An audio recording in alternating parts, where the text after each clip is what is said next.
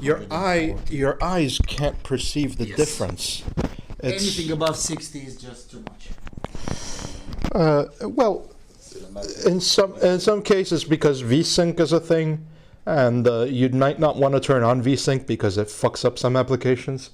It does smoothen it a little bit because of the way that graphics are processed, right? But your eyes personally don't benefit from it. You are being monitored, you're being recorded. Yeah. Winnie the Flu is joining the chat. Okay. Now all of China knows you're here. This is my Steam profile here. Just stop being so white, man. Well, now that you mention it, maybe I should hide away the bottle so it doesn't get seen in the... Yeah, product placement.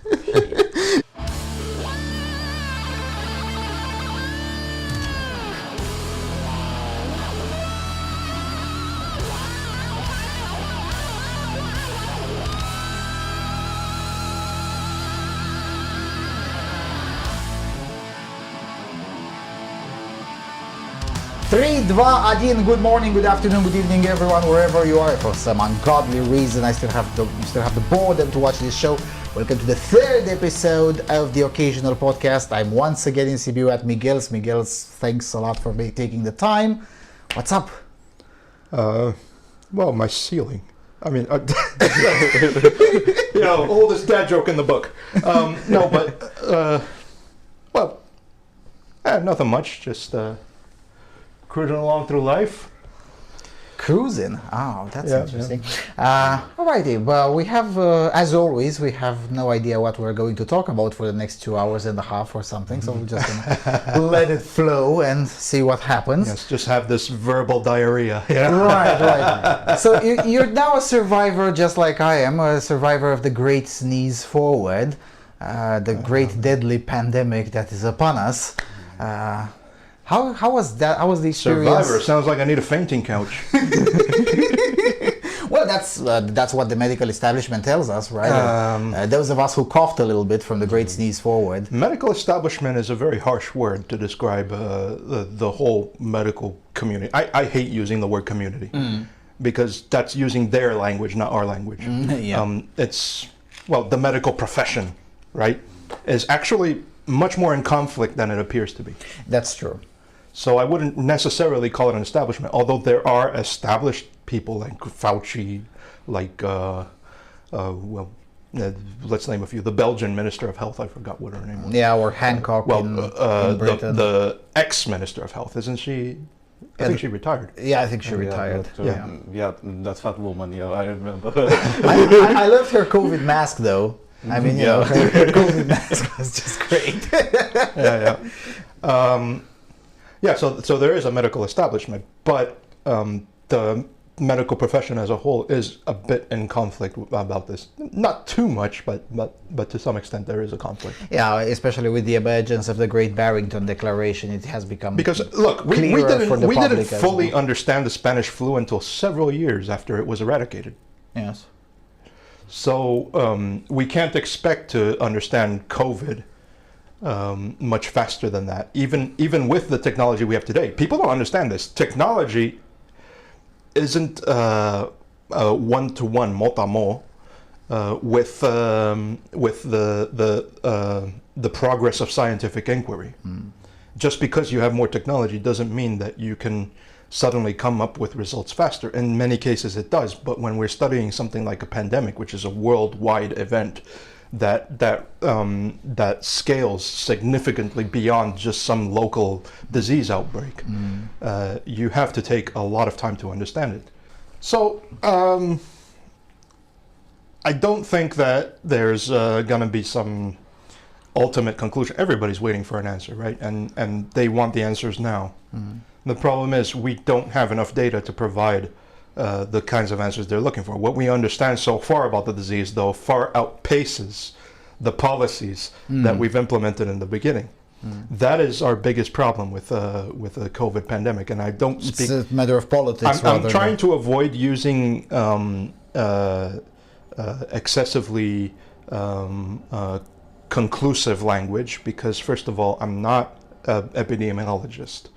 And second of all, I'm not speaking from, I can only speak from personal experience and what I've read, which means that I didn't do any on the ground work. I didn't, strap my boots and just start going to these communities. You've actually done a lot more work on this than I have. So, we do split our tasks. But one thing that is very toxic about this pandemic, and I do still call it a pandemic. I mean, I know there's people who love to use the word scamdemic or plandemic. No, it's neither a scam nor a plan, but it is a panic-demic, though. I mean, it is a pandemic to some extent. Yeah. But I do call it a pandemic because it is a widespread illness that has been around for quite some time. I mean, we expected it. There were some people, some experts, and very, very, very qualified people, much more qualified than I am, that said that this would be over by the summer. That it'll just dissipate. It didn't. They were expecting I think that prediction came as a result of the fact that this fluffy little cough is the grandson of SARS-1, which did go extinct much faster than anyone expected, and said, well, if it's a variant of that one, maybe this one will behave the same. Well, it didn't. Our understanding of the data right now, like I was saying before, right, it far exceeds the pace of policy making. It does. Because we understand now that this disease, although very viral, is actually quite simple to treat. The treatment has been, has been debated from a political perspective rather than a medical one. This is what I was talking about, that the whole debate has been toxic. It really is a very toxic environment, right? And the poison is basically politics. We have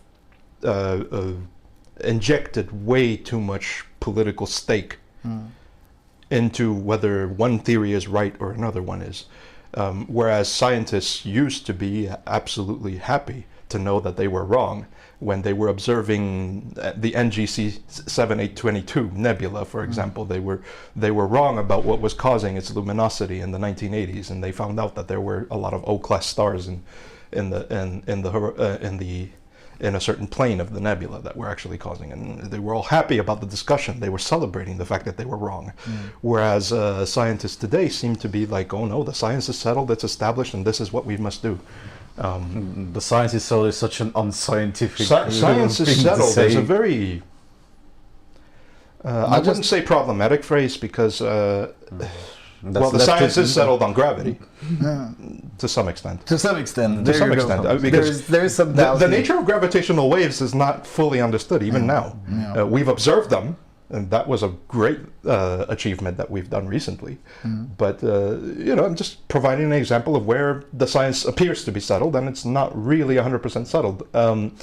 When we're talking about epidemiology and a pandemic that just started only a year ago, it's a baby.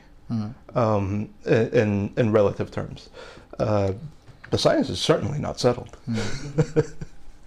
I mean, and whereas in the past you could come up, even laymen, people outside of the medical profession, okay, now let's not call it establishment, when they would come up with an idea that at least appeared to work, in the past scientists would at least consider it starting with the premise that maybe we are wrong, and maybe this particular layman has a point. Who knows? Let's test it. But nowadays, when you come in with an idea that obviously works, like, let's start using ivermectin, or let's start use hydroxychloroquine with zinc, the exact same people will come and say you hate them politically, or you're an extremist, or what's that got to do with the science? I am reluctant to side with people touting hydroxychloroquine, for example. Let's go to that discussion, right? As a possible treatment for COVID, not because it is ineffective, but because it is effective situationally. Yes. The thing is that the word got out that it's ineffective. It turns out now, with studies that have been done recently, that it is effective in certain situations, especially in the very early onset stage of the disease. But the whole discussion, again, was poisoned by politics. it came out of Trump's mouth, therefore Orange Man bad, therefore we have to contradict this by saying it is ineffective in all circumstances. Whereas my reluctance and the reluctance of a lot of the medical profession, and I'm talking about people that I know. I don't know all doctors, but I do have very close friendships with several doctors. And what they say, their reluctance comes from the fact that it is situational. There's a difference between the two. By saying that it is outright complete fake news, and jumping from the fact that it's situationally effective to saying that it's complete fake news shows that there is a certain toxicity in the discussion caused by politics. Right. Caused by... And the same happened with the discussion about any of the vaccines now available on the market, right? If you question and say, look, well, there are some people who outright died from this product. Now we can debate whether those deaths are acceptable risk, and I think they are, but we have to start from the facts. And once you mention that, you're oh no, you're a Putinist, you're a conspiracist. I'm like, not really? only are the deaths and what I do not want to use the word vaccine injury, but adverse reactions to adverse a medical reactions, an acceptable risk. I do think that in many of the cases, if you look at them, were not caused directly by the vaccine. Or at the very least, it's impossible to establish. And yeah, it's very difficult, as with any other vaccine. Yeah. It's very, very, and very with many difficult to other establish. products And, in general. well, it took us how long has the rubella, mumps, and the measles, the RMM vaccine been around? I think 60 it's been, years? Yeah, 60 years. 70 almost. And we still haven't fully concluded about its adverse reactions, but for the most part, everything points to the fact that it is an extraordinarily safe vaccine. Yes. That should be taken at a very young age.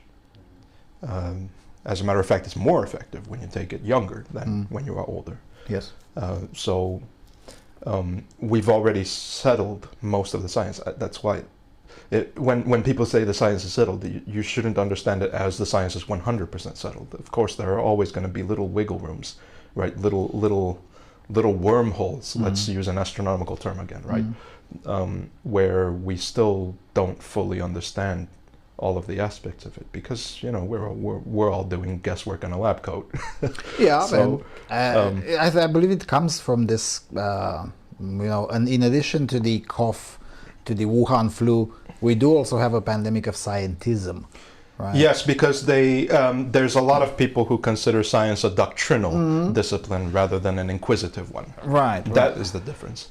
A scientist, a person who is a scientist, is, as I said before, elated when he's wrong, because that means that you can reassess your results, right? We just found out, for example, again with astronomy, that just recently, that we are in a void.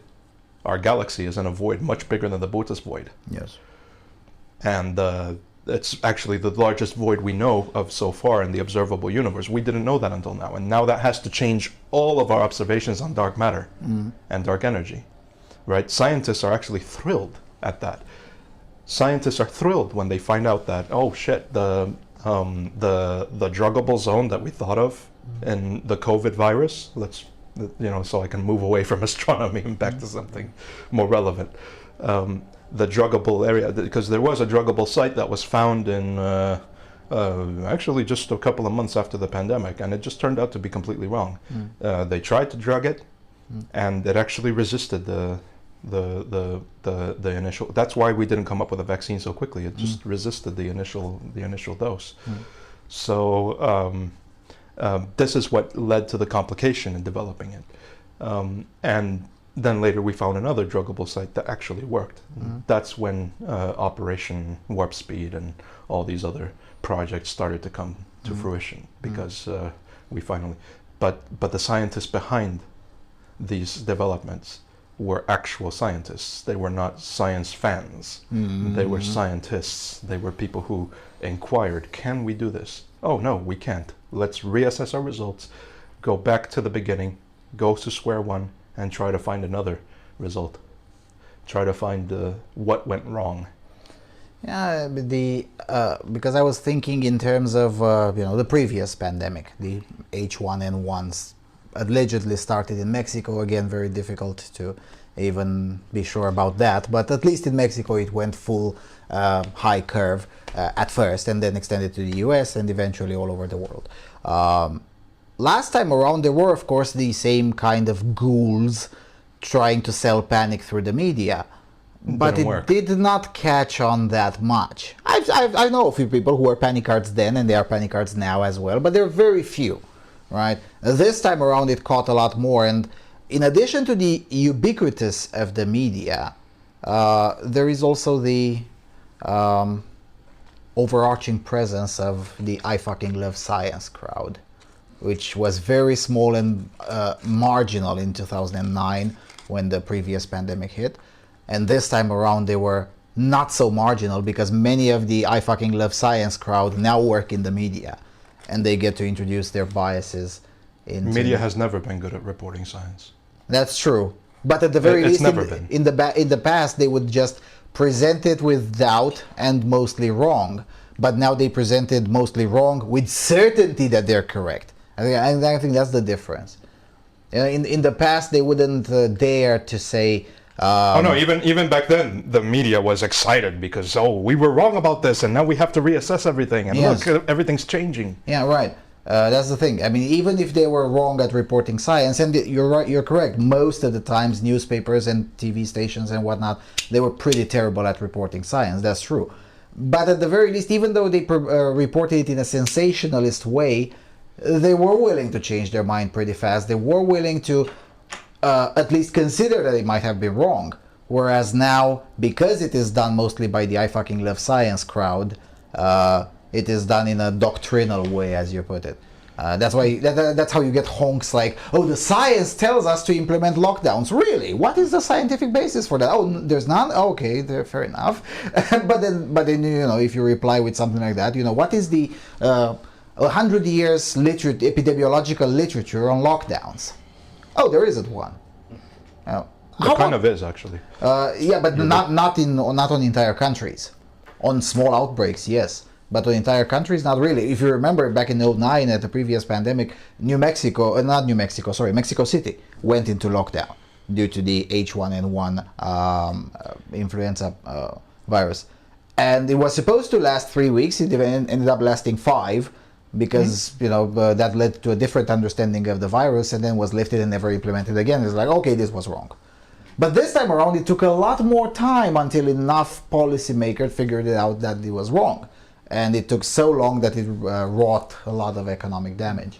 Even in the historical record before 2009, you got to look in the 1600s with the Ducat of Venice. Back when Black Plague was still a thing, they implemented the concept known as quarantine, which comes from quaranta, meaning 40 in Italian, which meant that all ships had to stay for 40 days out in the sea before they entered the port of Venice.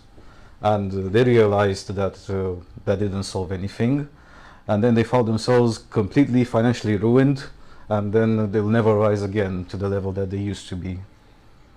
To some extent, right, the flatten the curve theory was correct, to some extent. We did manage to prevent, and for the most part, an over-solicitation of the medical system, right? Did we? Our hospitals were empty, man. There were some hospitals around the world that were pretty full. Yeah, but for the most part, I mean, better safe than sorry is a good mantra to go on at the very beginning of an outbreak. That's what I'm saying. I'm saying that at the very beginning of the COVID outbreak, it made sense. It was very good common sense to try to limit as much as possible the spread of the virus so that people can, get their shit together and start to establish a little bit more infrastructure to be able to deal with any possible potential massive outcrops of the disease. And then you just let things go a little bit, right? A little bit of common sense, acting like adults. I mean, you do have to, at some point, trust your adult population to act like adults, and not, keep them like little kindergarten children and tell them exactly what to do at all times. And because societies don't work that way. They don't. Human beings are not herd animals, right? At And, least not over a longer period of time. Yeah.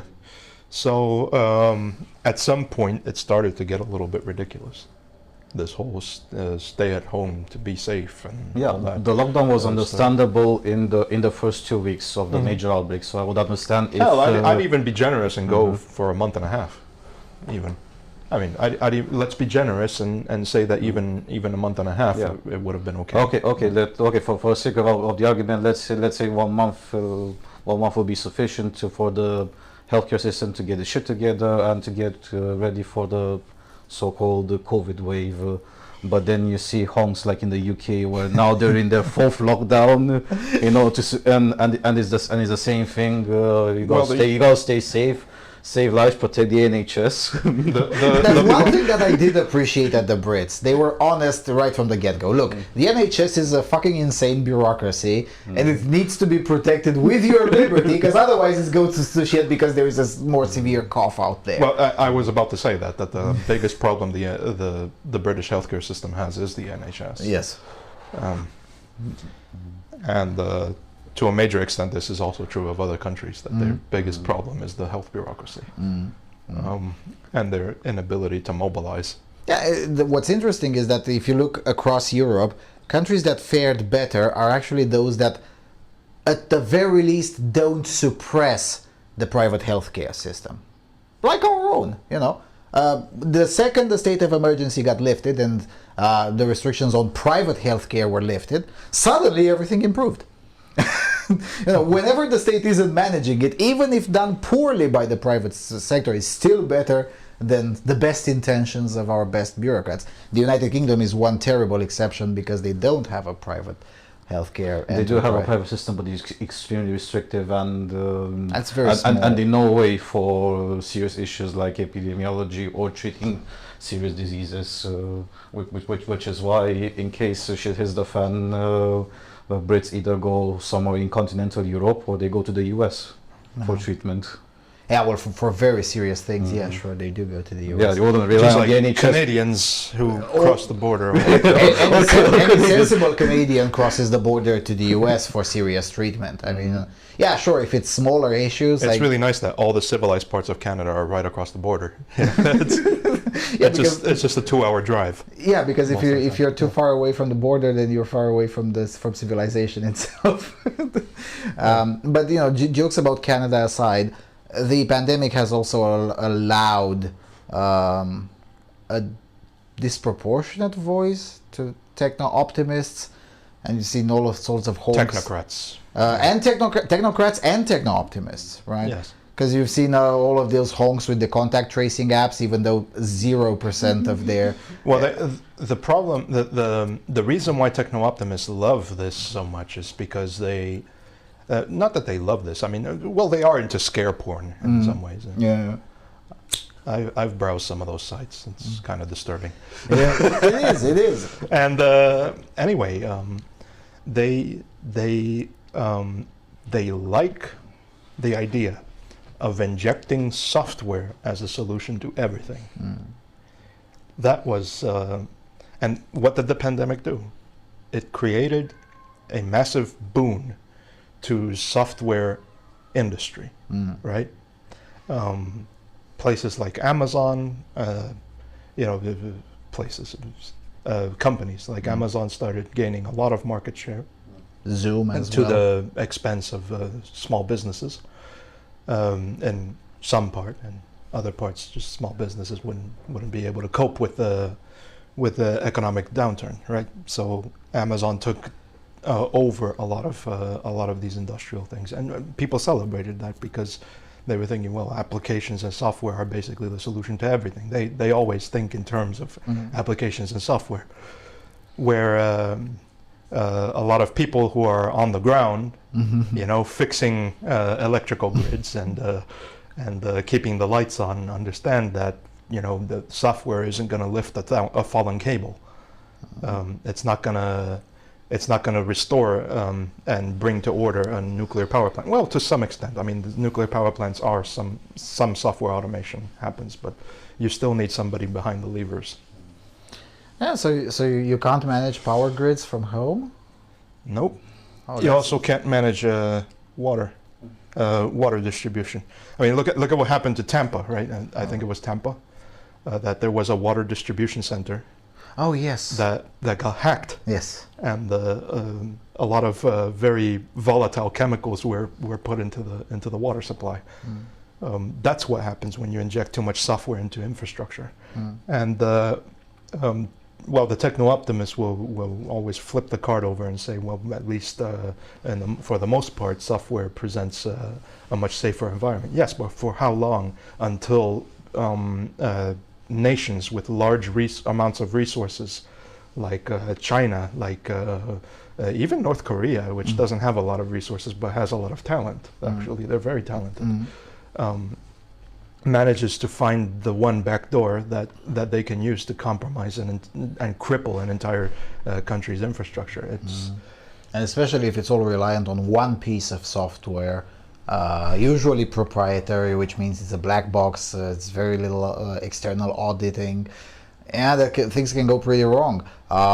Same thing happened with the electricity grid in Texas. One of the coldest winters, I think, in recorded history, or something to that effect. about every century or so. Yes, it's not really that often when it's so deeply cold in Texas, but sometimes it does happen. Nevertheless, the areas that were more techno-optimistic had longer power outages, whereas the areas that were more anachronistic had shorter power outages. Yeah, sure, the prices surged, but people didn't freeze to death in their homes in the anachronistic areas, but they kind of did in those that relied excessively on technology. Yes.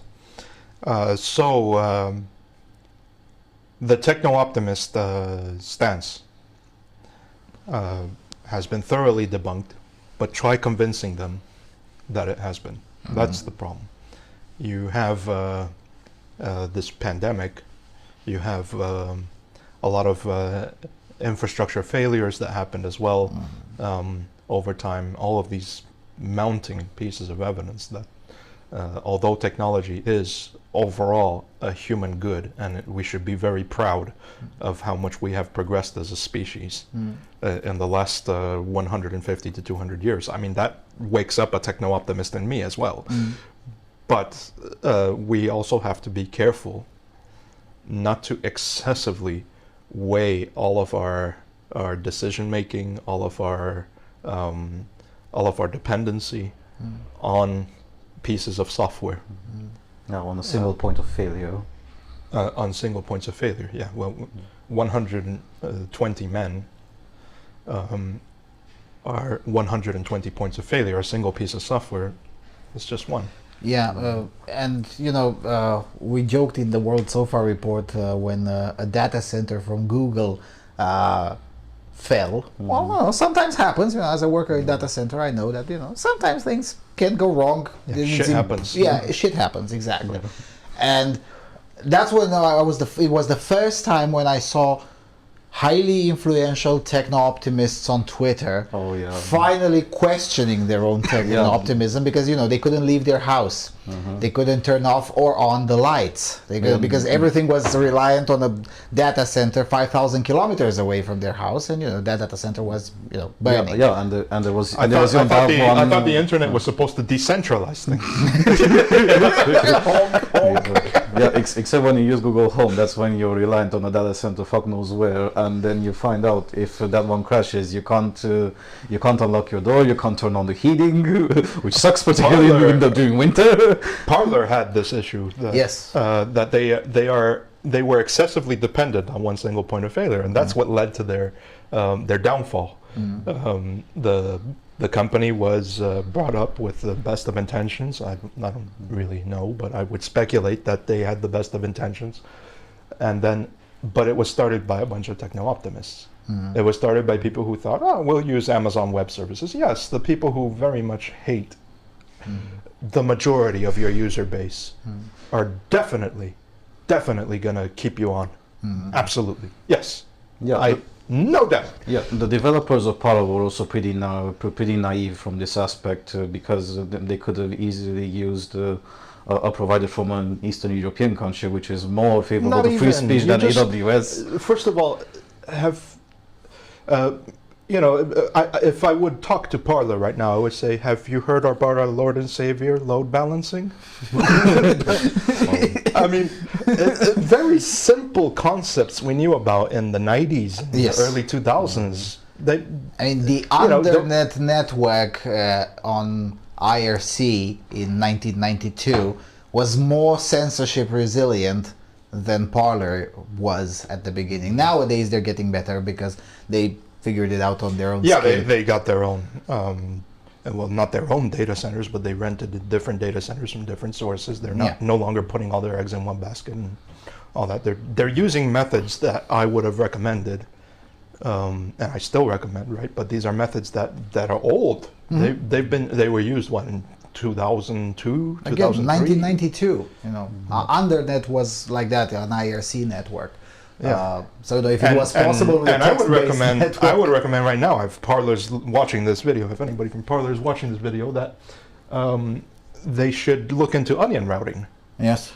And get themselves an OR server as well. I mean, well, not an OR server, but an OR name, and use one of their ClearNet servers, right? Have a segregated instance, a segregated virtual machine, and then run that as an OR server as well, so that you have you can broadcast without the arm of Google and all that controlling everything, and even you can even be resistant to the what's it? The register. ICANN. Yeah, to ICANN. To yes. ICANN. That's one aspect that was very difficult to explain, but to one of our donors, we did the same thing on Freedom Alternative, right?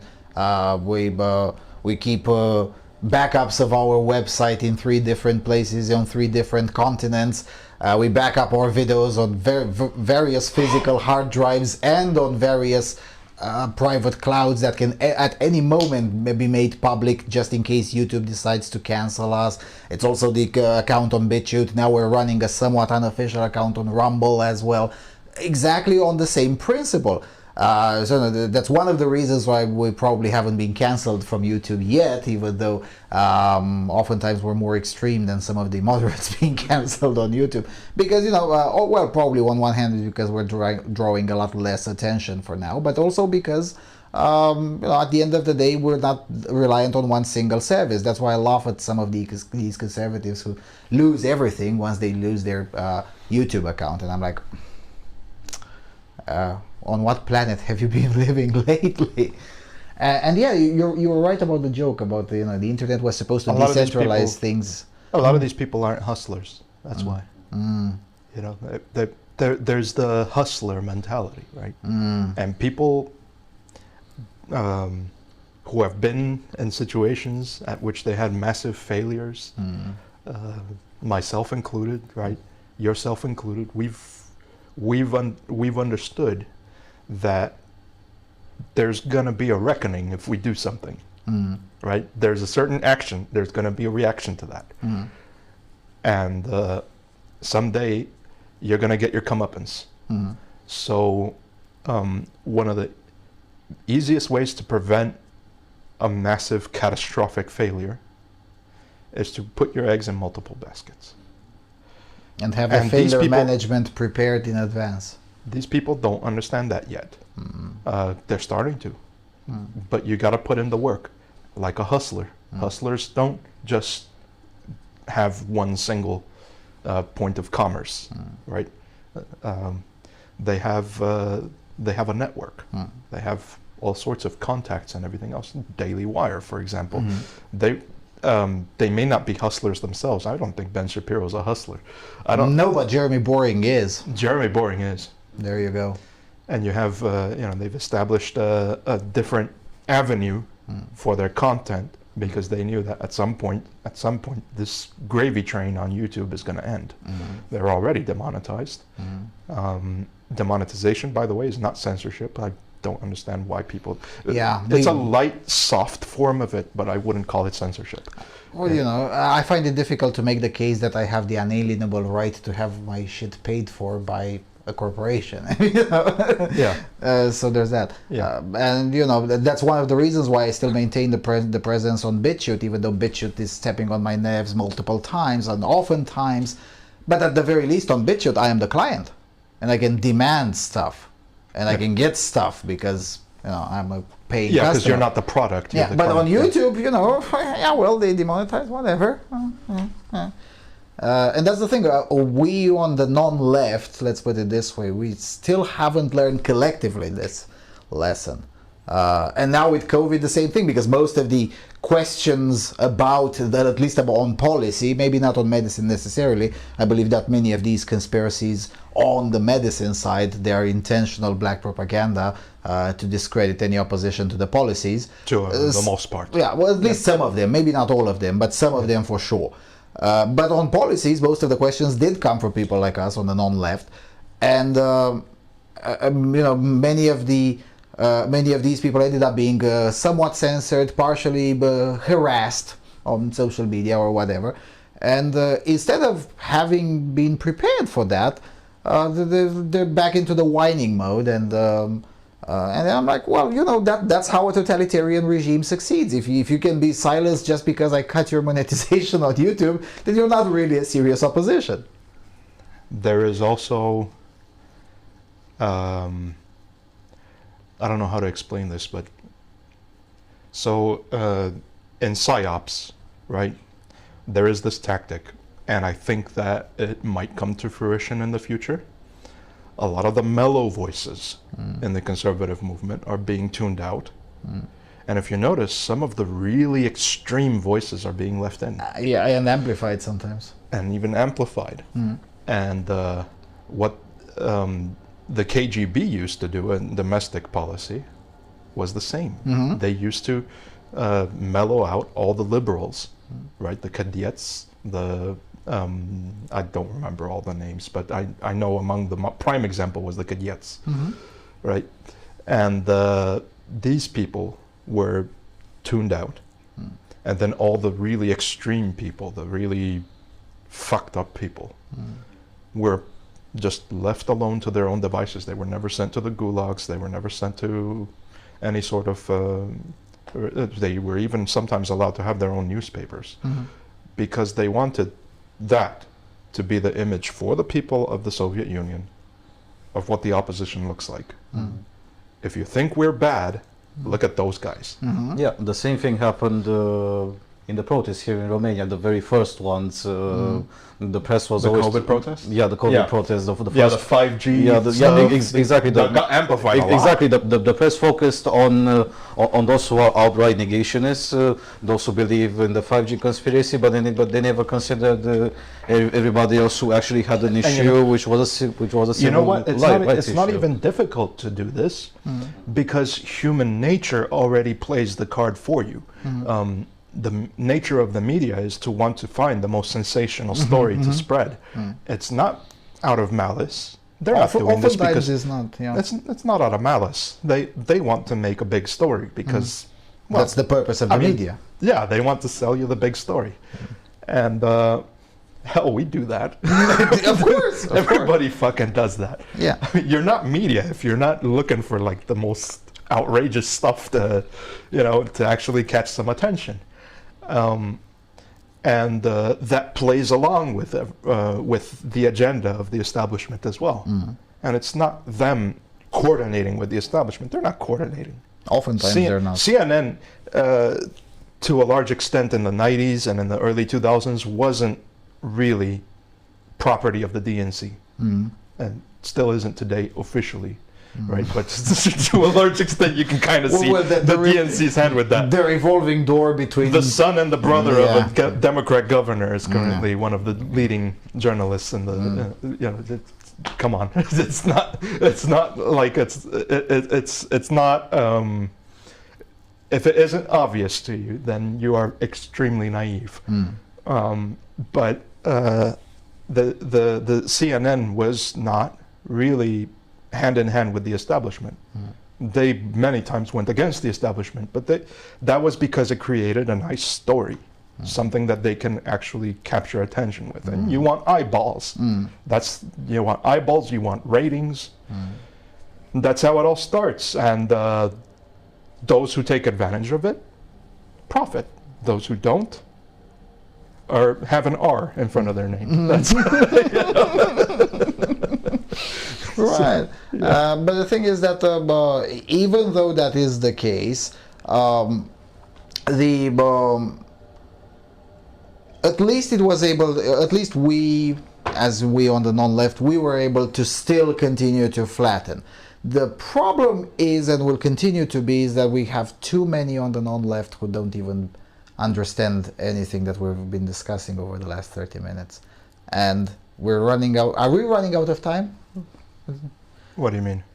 Because, you know, the establishment is accelerating some of its efforts, and many on the non-left are just not able to keep up, because we have too many of these mellow voices, as you call them, who just don't understand the game. As in, you know, make sure you have the locals in your pocket, make sure you have local officials. The way that the United States is constructed politically allows us a very easy avenue. Yeah, that's true. To counter this.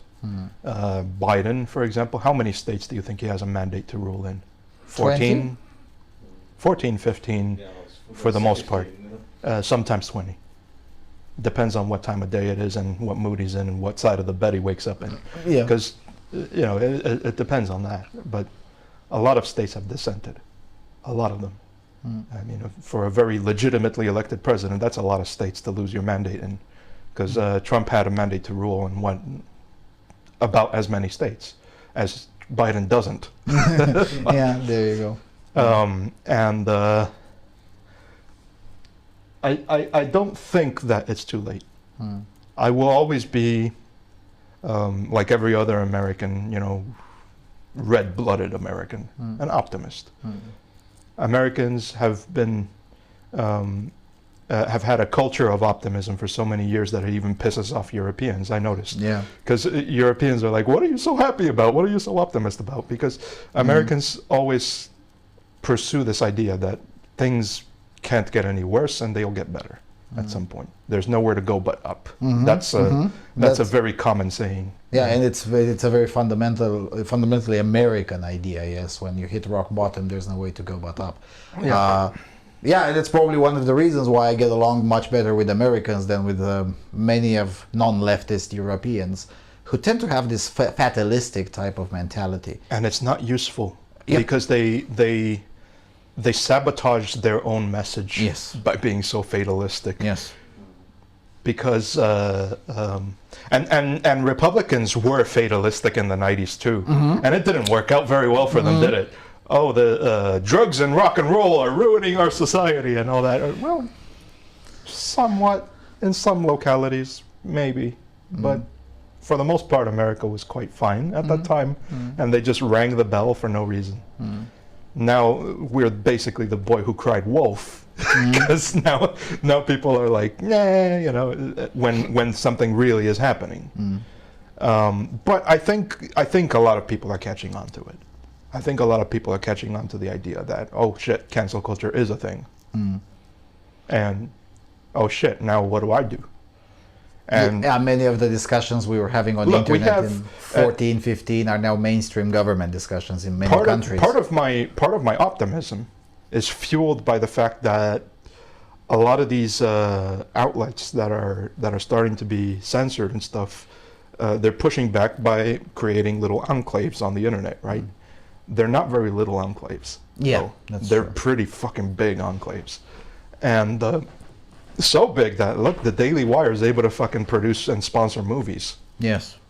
Yeah, that's already to the tune of tens of millions or hundreds of millions. Yeah. That's a lot to That's a lot of money. Yeah. And super PACs are going to start emerging.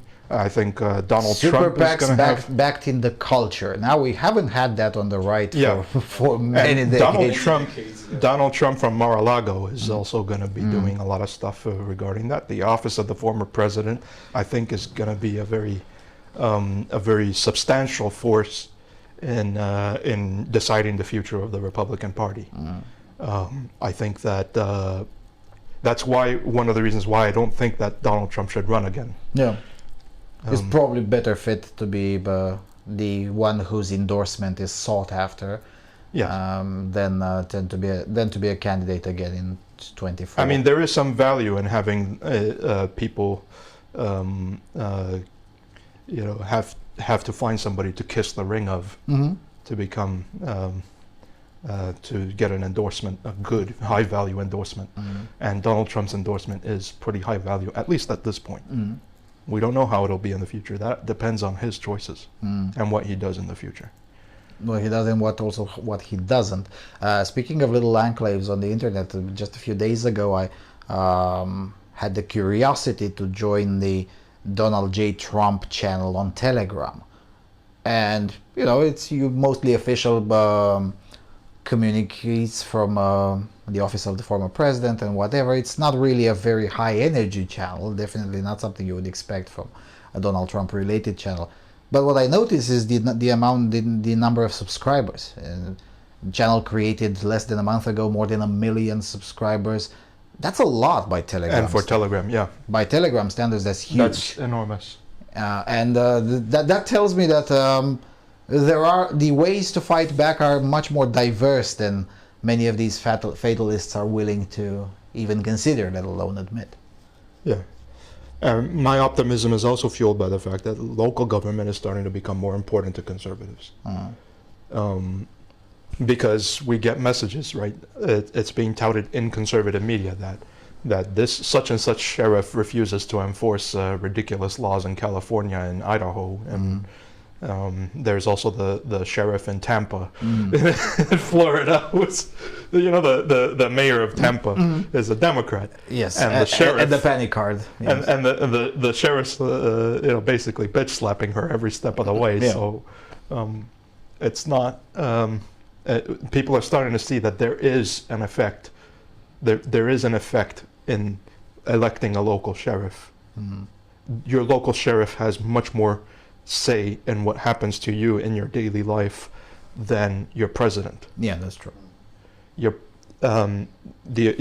effect on daily life, your daily life is affected much more by your local legislator, by your federal legislator, than by the president. Because the president's mandate to rule comes from those people. The president has to get those people on his side in order to affect any of his policies in your local area. Bucharest doesn't have to fight that much as Biden does. Yeah, that's true. That's true. The Prime Minister of Romania doesn't have that much of a fight in his hands when he has to implement a policy. Yeah, which is why we ape that fragmenting the parliament, because he has to fight a lot within the coalition. Well, but sometimes he doesn't even bother to fight. That's the thing. And Biden also is not bothering to fight a lot. Yeah, but for different reasons, sure. But let's look at it not from Romania perspective, but from Europe perspective. The influence and prominence of the behave. Of the European Union just got flattened out of existence thanks to the pandemic. I mean, Lord and Savior Corona-chan did deliver quite a lot on the European Union. I mean, does anyone really say now with pride, President of the European Commission, Ursula von der Leyen, Ursula who? Yeah. I mean, gone are the days when these people are given prominence, because they tried with the centralized delivery of vaccines to 27 nations.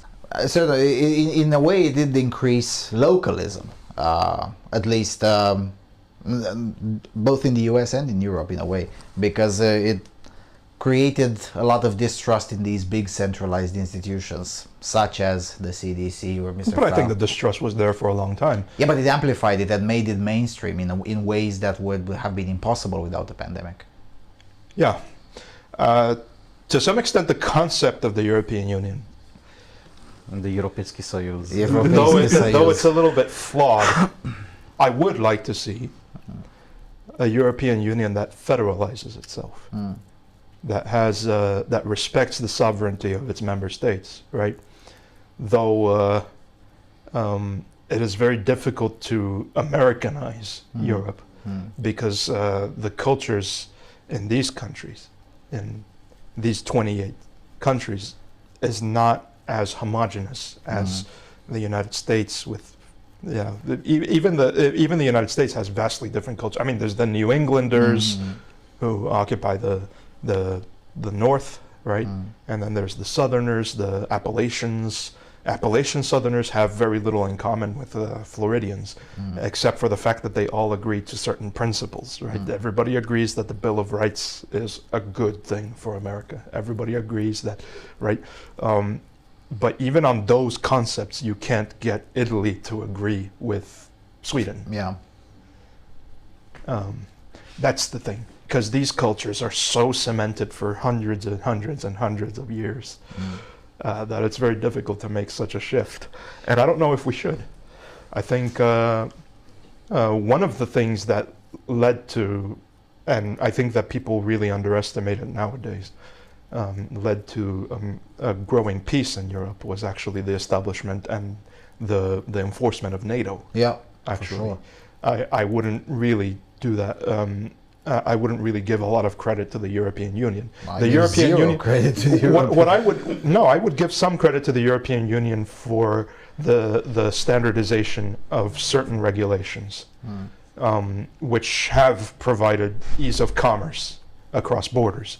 Because before, a long time ago, right, before the EU started with the Conformité Européenne and stuff like that, it was sometimes very difficult to do trade across borders between member states. Now that's one thing I would give a lot of credit to the European Economic Area for, which now has been integrated into the European Union. That's a thing. Even the EU itself as an institution doesn't deserve credit for that. That's the European Economic Area, actually, the Economic Union that was made before.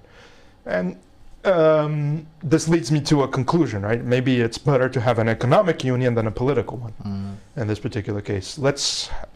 The only regulations that we should make pan-European is whatever increases trade between these countries.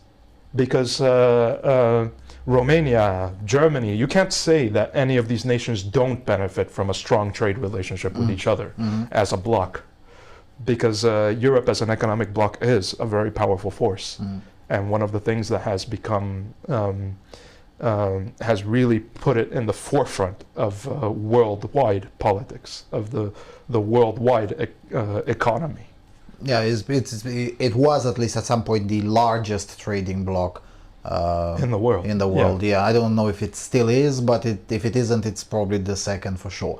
But on the other hand, the EU itself is no longer how, I guess, Konrad Adenauer imagined it, right? Why did Britain want to leave the European Union? Because Muslims? Not really. Maybe there were a few who voted because of that. But no, most of it is people who are old enough to remember that Britain joined something else. They joined an economic union. Not what it was in 2015, 2014. It wasn't anymore in that organization. 16, that organization has evolved past what Britain originally intended. Just a few days ago, it was the British-French steel community. Yeah, that's what I'm saying. Just a few days ago, Frans Timmermans, the president of the largest parliamentary bloc in the European Parliament, the Socialists, of course, he was saying that, in the context of the strikes that the miners have put out here in Romania over the last several days, weeks, whatever, he was saying, oh, well, you should just move away from coal. And I'm sorry. Isn't this the institution that started as the Community of Coal and Steel? Yeah. So it's pretty much like to keep the proportions, sure, but it's pretty much like a certain president of the United States or the vice president would say, well, it's time to evolve past the Fifth Amendment, and I'm like, what? No. Not really, no. No. There you go. It's the same thing. Oh, you should have just moved away from coal, and I'm like, no. I say yes, but the thing is, they say yes for different reasons than I say yes. I do think that coal should be disfavored as a form of energy. I don't think directly. I don't think that we should get the order from the top, but we should create incentives, right, for companies wishing to move to nuclear. Because nuclear energy is clean. Nuclear energy is sustainable. Yeah. It also has. It's also not weather dependent. Yeah, speaking of nuclear energy, why are the techno-optimists liking nuclear energy? Because it's very high. It's very high tech. They do to some extent. I have Deutschland to disagree. disagrees. No, but they do to some extent. I'm talking about the average Joe. The average techno-optimist. Among them is a significant minority. I'd say it's a minority, yes, but it's a significant minority, a very significant minority that consider that, the whole trend with thorium, for example. They were very invested in trying to push forward thorium. The thing is, there's a lot of red tape involved in it. Thorium still needs polonium to work correctly, which means that you still have to have some uranium power plants available. Yeah. You still have to refine it, you still have to go through the process, but not as much as current nuclear technology, which I think is something valuable to look into. It's a bit more expensive to establish, but once you've established it, the investment is minor. You don't need as much manpower to man stations that use fission through thorium. You don't need to build as much infrastructure to be able to maintain, and it's a simpler mechanism. You can just separate the two components, and that's it. It stops. Whereas you run the risk of runaway reactions with uranium, which can be mitigated, but it's very expensive to mitigate. Even that one would be fourth generation power plants are very good at mitigating it, but you see how complex they are. They are extremely complex and have a lot of redundancies. So that's a whole other discussion, but the whole idea is that even if we just stuck to uranium, would we be better off with that than what we're currently doing? Right, but the thing is that all of these, it's the same situation as with COVID, right? The entire discussion has been driven into toxic waste levels, right? Worse than nuclear waste, Worse than nuclear waste, right? Because if you disagree with the diktats on the so-called Green New Deal, then you must be hating the planet. Just like if you refuse to wear a muzzle, you want to kill grandma. I'm like, well, hold on a second. Reality is a little bit more complex than that, and just because I don't favor shutting down coal mines by fiat. I do have to disagree with you about the effectiveness of masks. You say that the masks are not effective. I say that they are very effective at preventing fines. My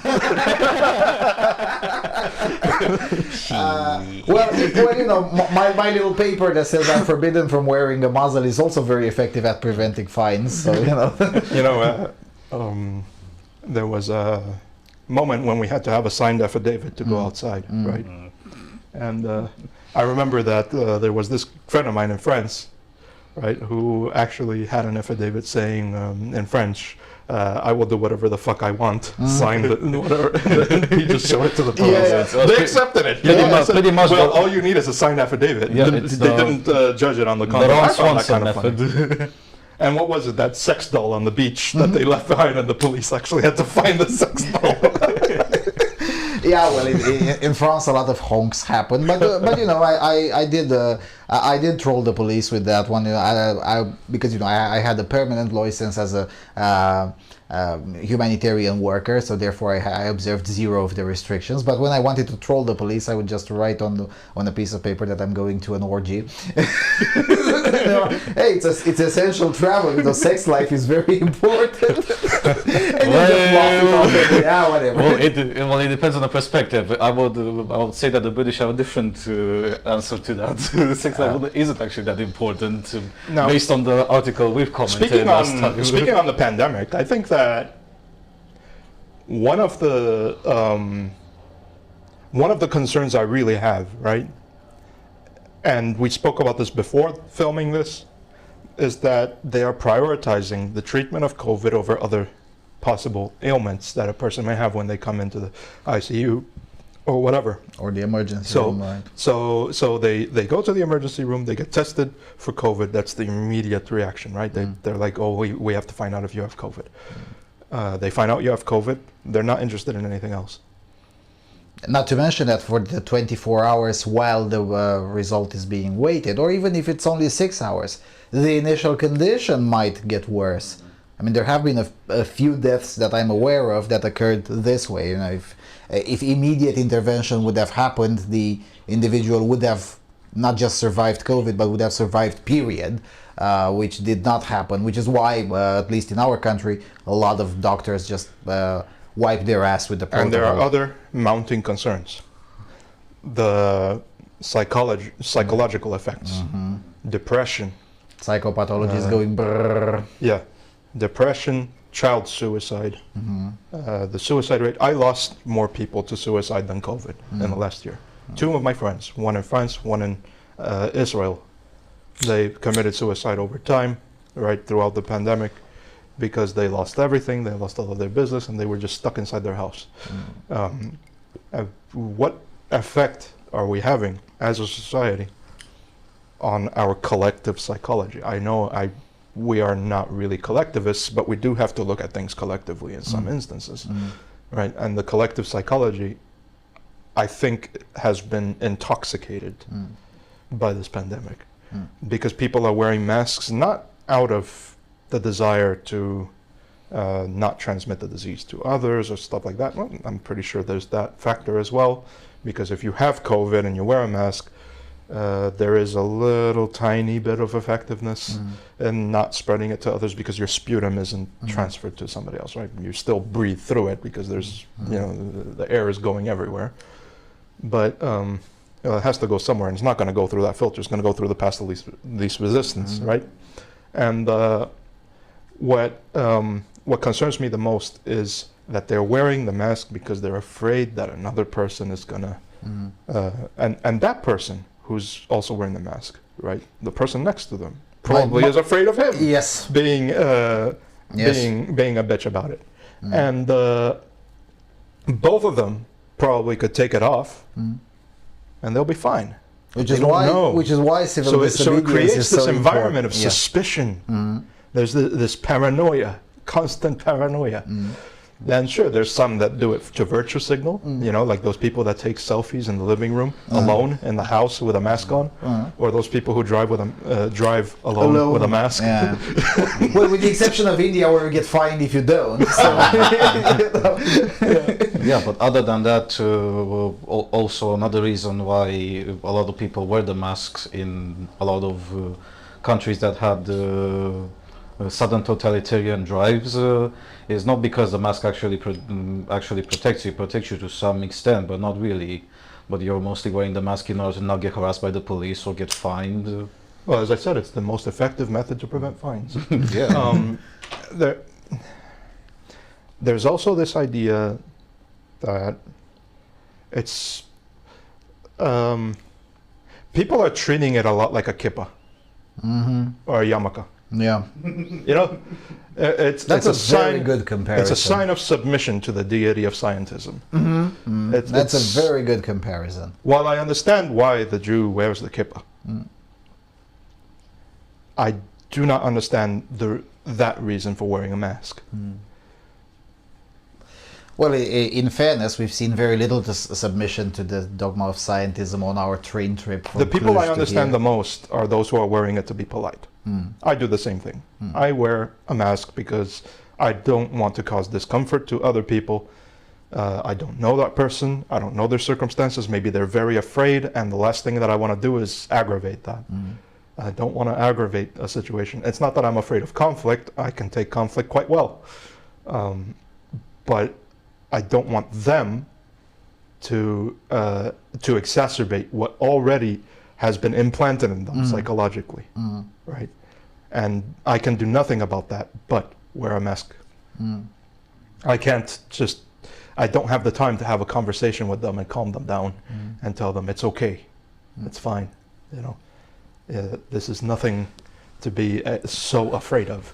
Nevertheless, civil disobedience works much better than theoreticians would expect. I mean, and I do it quite routinely because, again, I'm not wearing it ever. So, you know, usually when I go into a crowded place, there's rarely one more except myself. But if I spend enough time in that place, in like half an hour, there's almost no masks, right? Because it spreads like wildfire. Once someone says, you know what, no, fuck it.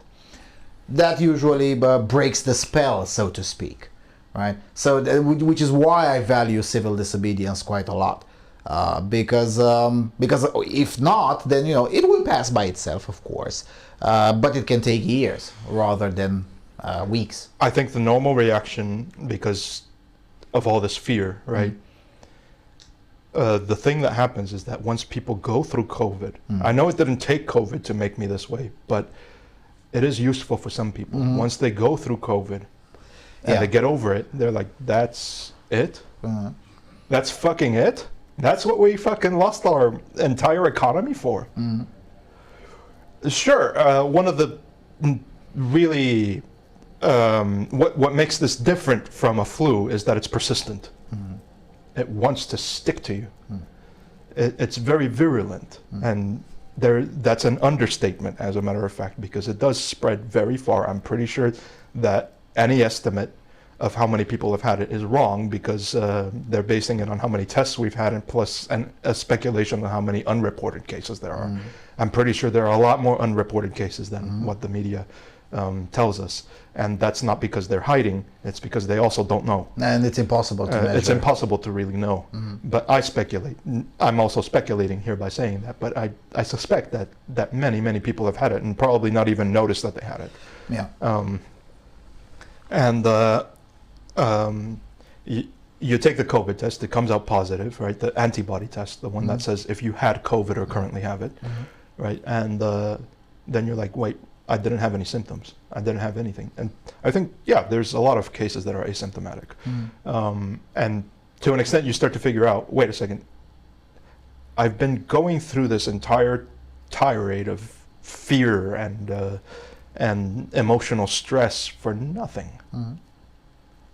Just a cough, bro. For nothing. And oftentimes less than just a cough, yes. The thing is, I mean, we have to protect the olds, like Ben Shapiro says, you know, the olds.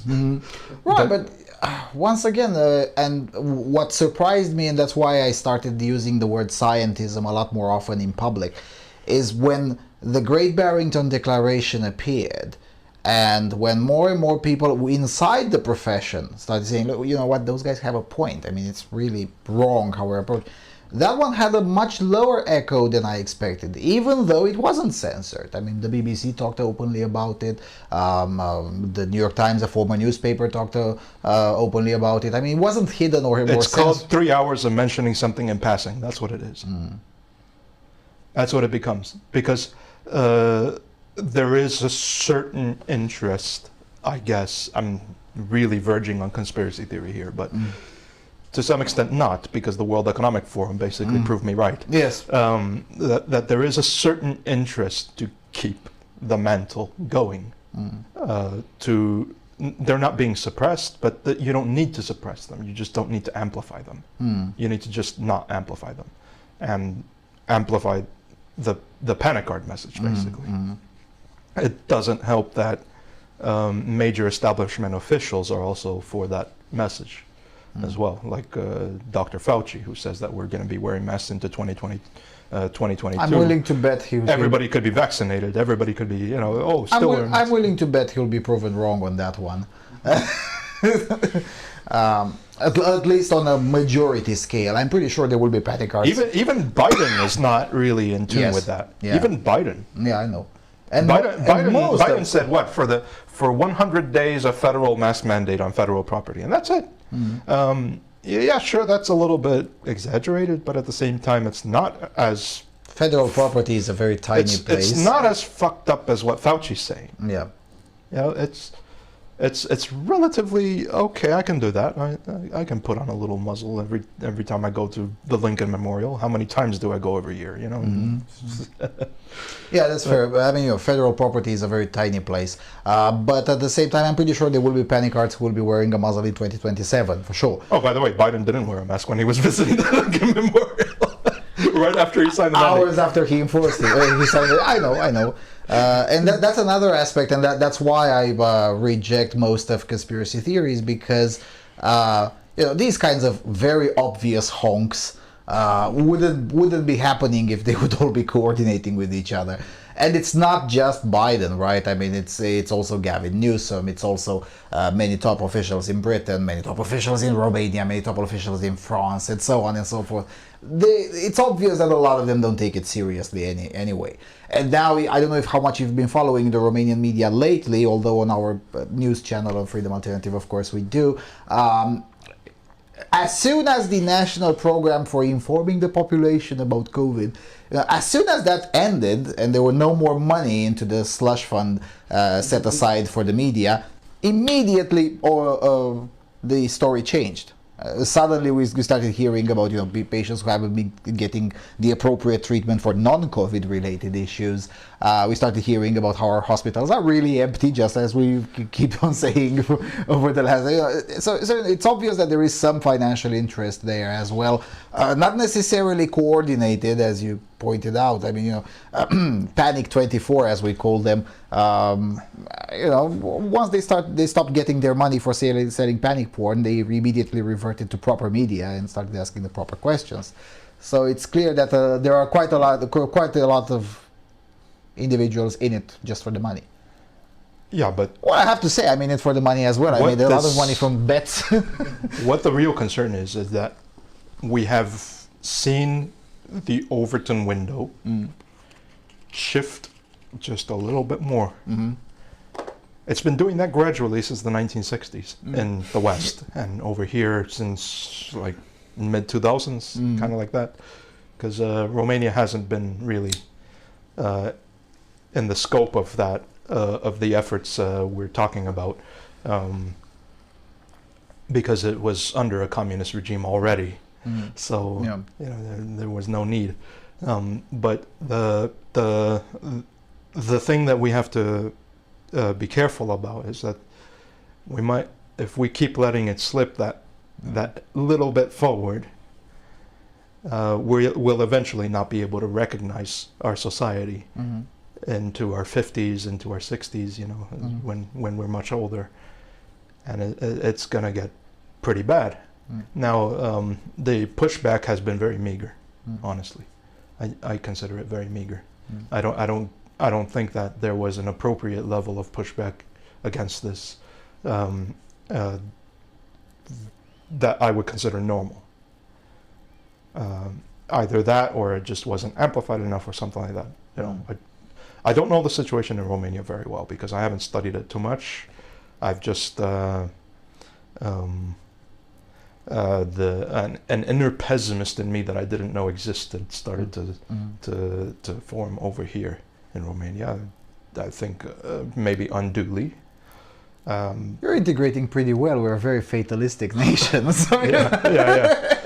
So, but my optimism remains about the United States. I think that I have some level of optimism now that I didn't have before about Romania. I think that the how can I say it? This is what happens when you're multilingual. You just don't remember how to say things sometimes. But I think that this gradual process is not by coincidence. I think that it's not fully controlled. It's not a fully controlled process. It's a societal process, right? Because conspiracy theorists always believe that there are these competent masterminds behind everything. That's not true. At best, you have some competent masterminds trying to take advantage of a process that's... Opportunism and incompetence are two very major forces. Malice, not so much. That's been proven throughout history that anybody who acts through malice kind of doesn't really get their way. It's just either opportunism or incompetence. But I do think that there is a gradual shift happening, and it's not by coincidence. There is a societal collective psychology that is leaning towards a certain direction. To push back against that, we have to work hard. We have to work very hard. And even this whole conversation about the Great Reset, I'm not. There are people that are fucking trembling in their boots about this for some reason. I don't understand that. But even these conversations, right, do have some tiny impact, smaller than they believe they'll have, right? Much smaller. But however small it is, there has to be an equal and opposite reaction to it in order to keep the Overton window at least where it is, if not move it back. And that's the thing, that the effort to push back on this has to be something much more global than it is currently. Right now, the United States is blaring its horns, and like a Yosemite Sam from the Looney Tunes, just always, that's always been the case. The United States is a very loud country. But I think that more voices need to be loud in other parts of the world. And here's the issue. Because this Overton window is no longer, because before there were several Overton windows everywhere, right? In different parts of the world doing different things. Francisco Franco in Spain, Nicolae Ceausescu over here, Joseph Stalin, who didn't align with Nicolae Ceausescu. I don't care how many people tell me otherwise. He didn't. They had different views on how things should be run, right? But it seems that today there are fewer of those, and they're concentrated in one particular place.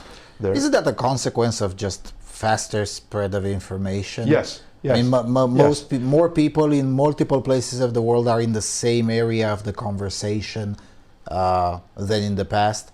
Yeah. Because once some loony starts a conversation in Brazil, we can actually have the same conversation in sync with that loony, and simultaneously in Italy, Romania, the United States, and Australia at the same time, with a lag of only a few hours rather than a few years, as it would have been in the past. Yeah, but that's what creates this this collective psychology that's almost global.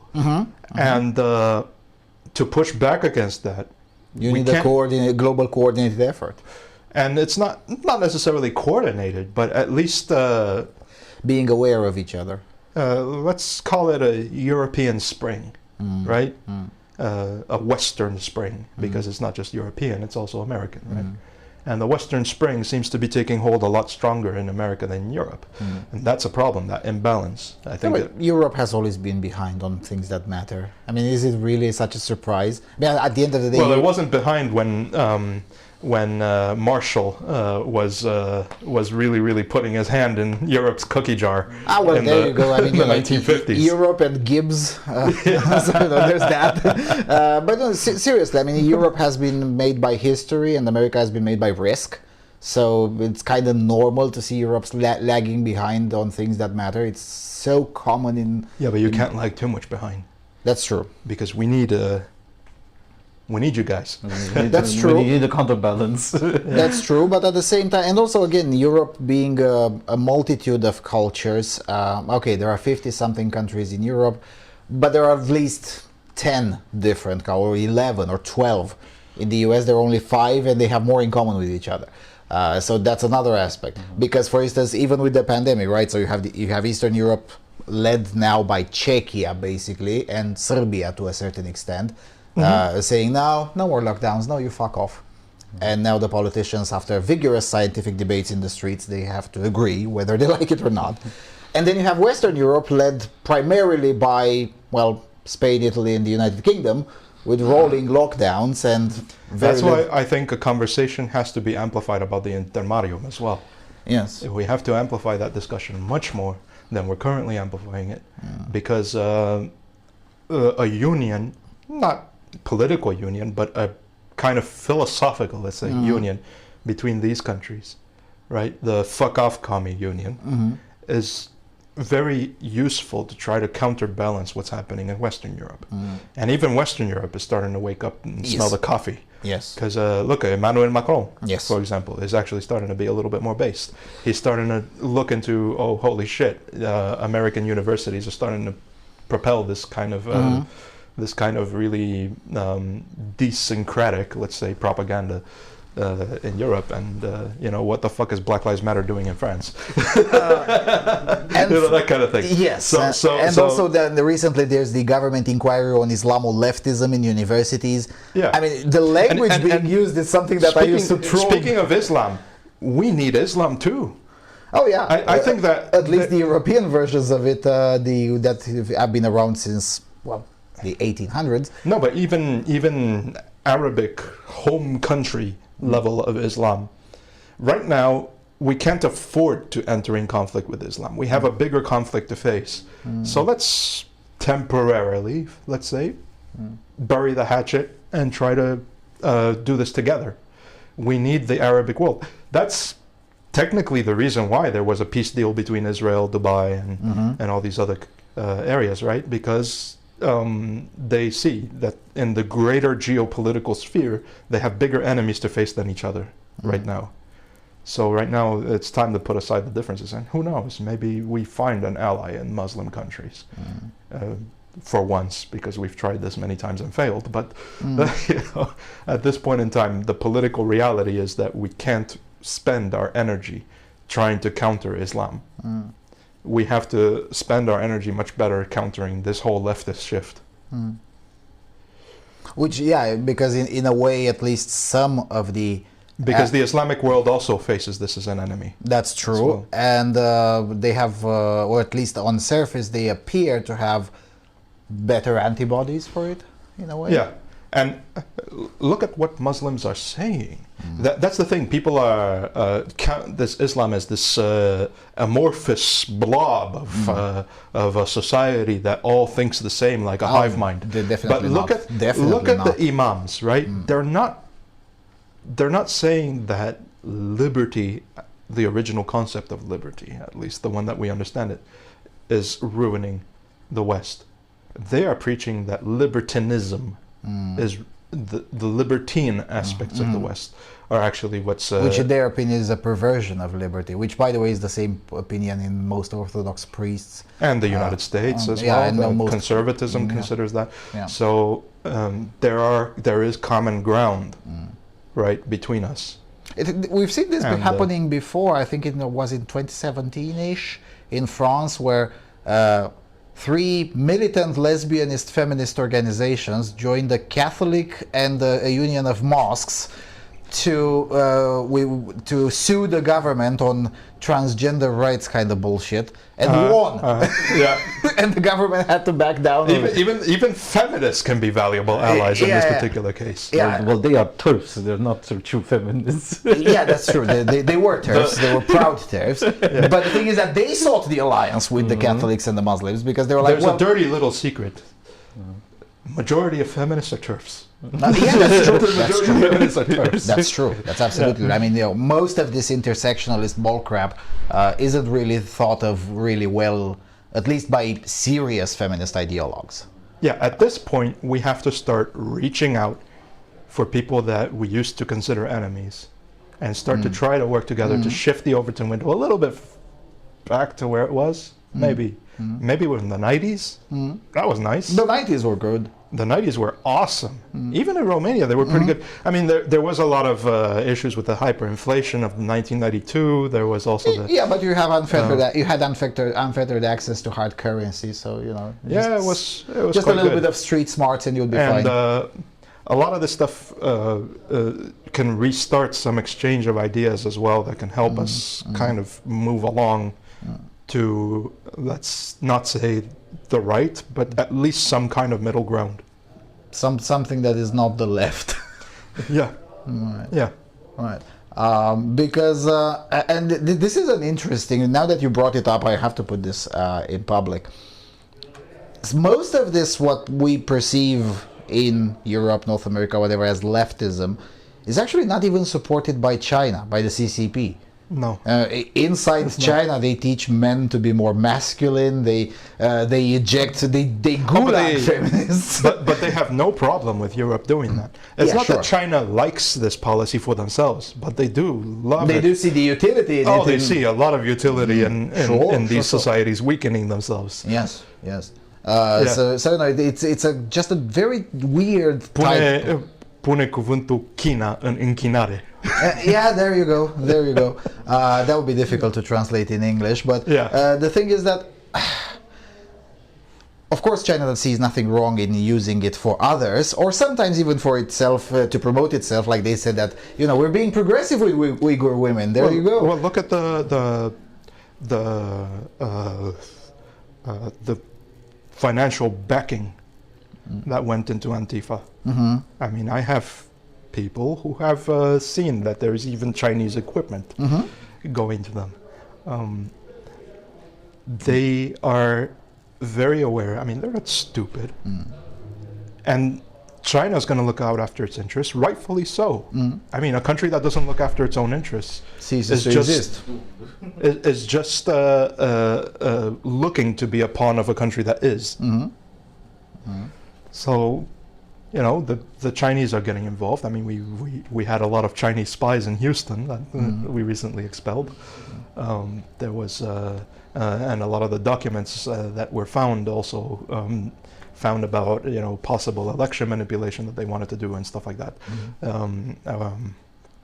There is a massive contingent of the Chinese that are very interested in trying to destabilize their biggest rivals, and rightfully so, because the United States also did this to the Soviet Union, also did this to Afghanistan, also did this to Iraq and Iran, and is doing it currently to Iran. To Iran, even under Biden. Even under Biden, although it's going to weaken a lot under Biden, but Biden can't fight the deep state, and the deep state, for better or worse, has evolved a little bit. There was a little bit of draining of the swamp that happened, and some of the deep state is looking out after the interests of the United States in the way that isn't that its purpose? Yeah, or it should have been. But the thing is that even though they see it as useful for other countries, at the same time, what I'm trying to grasp is how come in 70, 80 years we still haven't figured out a way to isolate, kind of, to use the language from virology, to isolate this particular strain of leftism that only exists here in this kind of space. It's marginal or non-existent in South America. It was taking hold in Brazil, but immediately after Bolsonaro was elected, it just, bam, disappeared. It was very weak. Whereas this doesn't happen, it's endemic in the West. It doesn't matter who gets... Because Brazil was not an interest for the Soviets in 1960s. That's true. They thought that they had Brazil on their side, so they didn't do anything, right? And Brazil is relatively isolated when it comes to these kinds of matters. It's very insulated from this kind of institutional Frankfurt-Schule kind of leftism, whereas the United States was barraged with it, and it was the early main interest. Yes. It started in about 1955 after the death of Stalin. Khrushchev started taking political helm. Right, the KGB started changing its agenda from sending sleeper agents like it used to, that would collect information. Instead of using its intelligence agency to collect intelligence, it used it for subversive purposes. So and to plant disinformation. Active мероприятия. Active measures. Yeah, this program started in the mid-50s and started having a lot of success in the 1960s, which further institutionalized these things in the academia. I mean, very old KGB agents who are now in their 90s, they can't believe the success. I mean, the Soviet Union ceased to exist 30 years ago. Well, the reason why, all the ingredients were there, right? There was a lot of political rifts. There was a counterculture happening. The United States itself was already starting to destabilize. The KGB didn't have much to do. Yuri Bezmenov said it himself. The KGB didn't have a lot to do, have a lot of work cut out for it. All they had to do was just encourage it. Yeah, but then again, isn't that the consequence of a free society? Because in free societies, you'll always have countercultures. You'll always have, not necessarily destabilizing forces, but you'll always have people that are at the very least resentful in a way or one way or the other. Yes, but the counterbalance to that was asleep. It was asleep. People look at things from the perspective of the average person in the 1950s and 1960s. I mean, average Joe was earning a good wage, having a good time, starting a family. He had his wife to look after, his family, and all that, right? And life was good. Didn't concern himself too much with politics. Oh, come on, everything's fine and dandy. And there were warnings about things. Mccarthyism started during that era. There was also the political discussions happening. I don't know why we call it Mccarthyism, because it was actually the House un-American. McCarthy was a senator. But yeah, sure, he was supportive. Yeah, the House of Un-American Activities, House Committee of Un-American Activities. Yes. But nobody was really paying much attention to this. And nobody paid attention to the warnings because they're living the good life. I mean, and life was good. Life was amazing. Life was amazing. The standard of living in the United States just went through the roof because it was one of the few countries on earth that had such a gigantic industrial capacity, and all of its factories were intact after the war because it was never bombarded, it was never invaded. So it didn't have to go through the rebuilding process that Europe had to. Yeah, not to mention that a lot of industry was put in place that could easily convert from being military-focused industry into being civil. For example, Boeing. Yeah. Boeing started making bombers and they started making passenger planes, which is why they took control of the market, and they had it for a few decades until three countries had to ally, which founded Airbus: the Germans, the French, and the British. And Donald McDouglas as well, and all these other. Yeah, but McDonnell Douglas kind of got phased out, but Boeing was the king. Well, it was phased out because it had a very, very, very silly design for its aircraft. They had this problem with the cargo doors that just kept on fucking opening by themselves in the mid-flight, that kind of shit. And of course, when you see their planes fall out from the sky like flies, somebody else is going to take over. Which the DC-10 actually wasn't a bad aircraft. It just had some issues that had to be fixed, and there was no time for that. The transport authority just said, "No, I'll shut everything down and fuck you." I can understand the reaction. Yeah, but speaking from today's perspective, there are two big companies fighting each other, Boeing and Airbus, in the large commercial plane market. And Boeing led because its industry was intact. They were building for the military, and they could easily convert into civil, something that other countries couldn't do. For example, the British failed miserably after Reconstruction to try to tap into that market. Well, it's also because British were very. If you look at the Spitfire, look at the Attacker FB. Right. Look at these planes that they built. The Lancaster was one of the exceptions, but the Sterling, the Halifax, these bombers, right?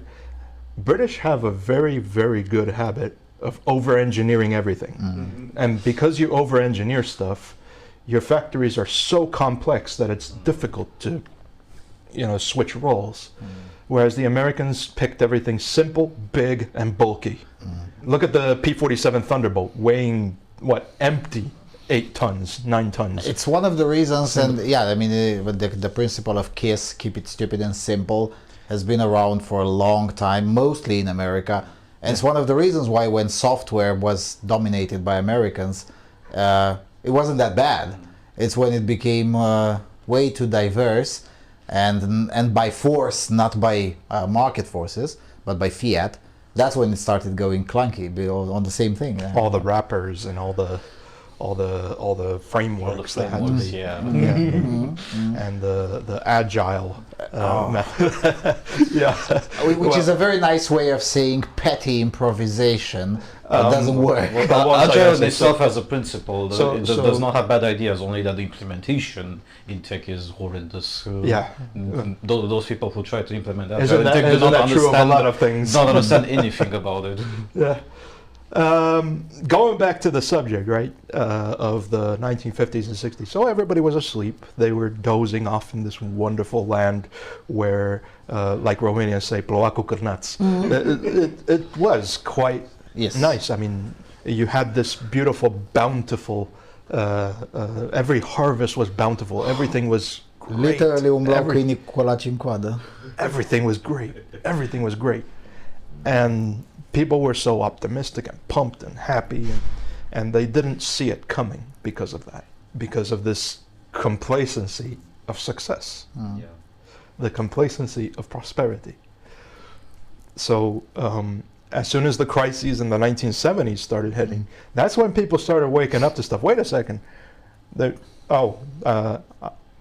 happening in Iran. Holy shit! Where did all this shit come from? You know? And in the 1980s, it was even worse.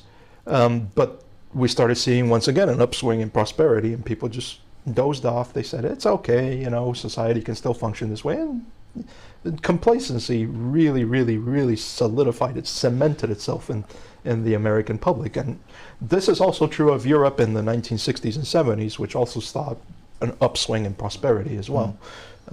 And compared to the Soviet Union, which, you could see it from Berlin, right? They saw, these people are actually trying to escape to us, and none of us are going to them. We must be doing really great. So they didn't see all this institutional stuff coming because of the fact that they were very complacent. That's a very good point, because, for instance, I have a friend who is not a bad person, and he's not stupid, but he is dumb. Let me put it this way, because I keep on trying to explain these things like this, and at one point he thought of as a very fine argument. At least I presume it sounded really well in his head when he said, "Well, look, at the end of the day, people crowd to emigrate here, not the other way around." And I'm like, "Well, I'm one of the people who tries to go as far away as possible to the edge of the empire rather than at the center of it, because institutionally speaking, we're kind of fucked." And that eventually will translate itself into terrible economic situation. And all of this stuff, a lot of stars had to align for this to happen. And all of this stuff happened as soon as the trend started taking off of migrating to cities to educate, to get an education, right? So the universities had these kooky academics that suddenly had this massive amount of unforeseen power over the minds of their students, because they had many more students coming in. Universities also became more affordable. All of a sudden you had, and part of city life also, have you seen the mouse utopia experiments? Basically, crowding into cities leads to that kind of lethargic, mental lethargy that is ripe for the taking for these kinds of ideas. They take hold very, very firmly in these people. You notice that rural areas tend to be more conservative than cities, specifically and this because happens of that. Identically Because worldwide. cities are more complacent. And that really created this perfect storm that started this shift, very, very gradual, almost imperceptible shift to the left of the spectrum.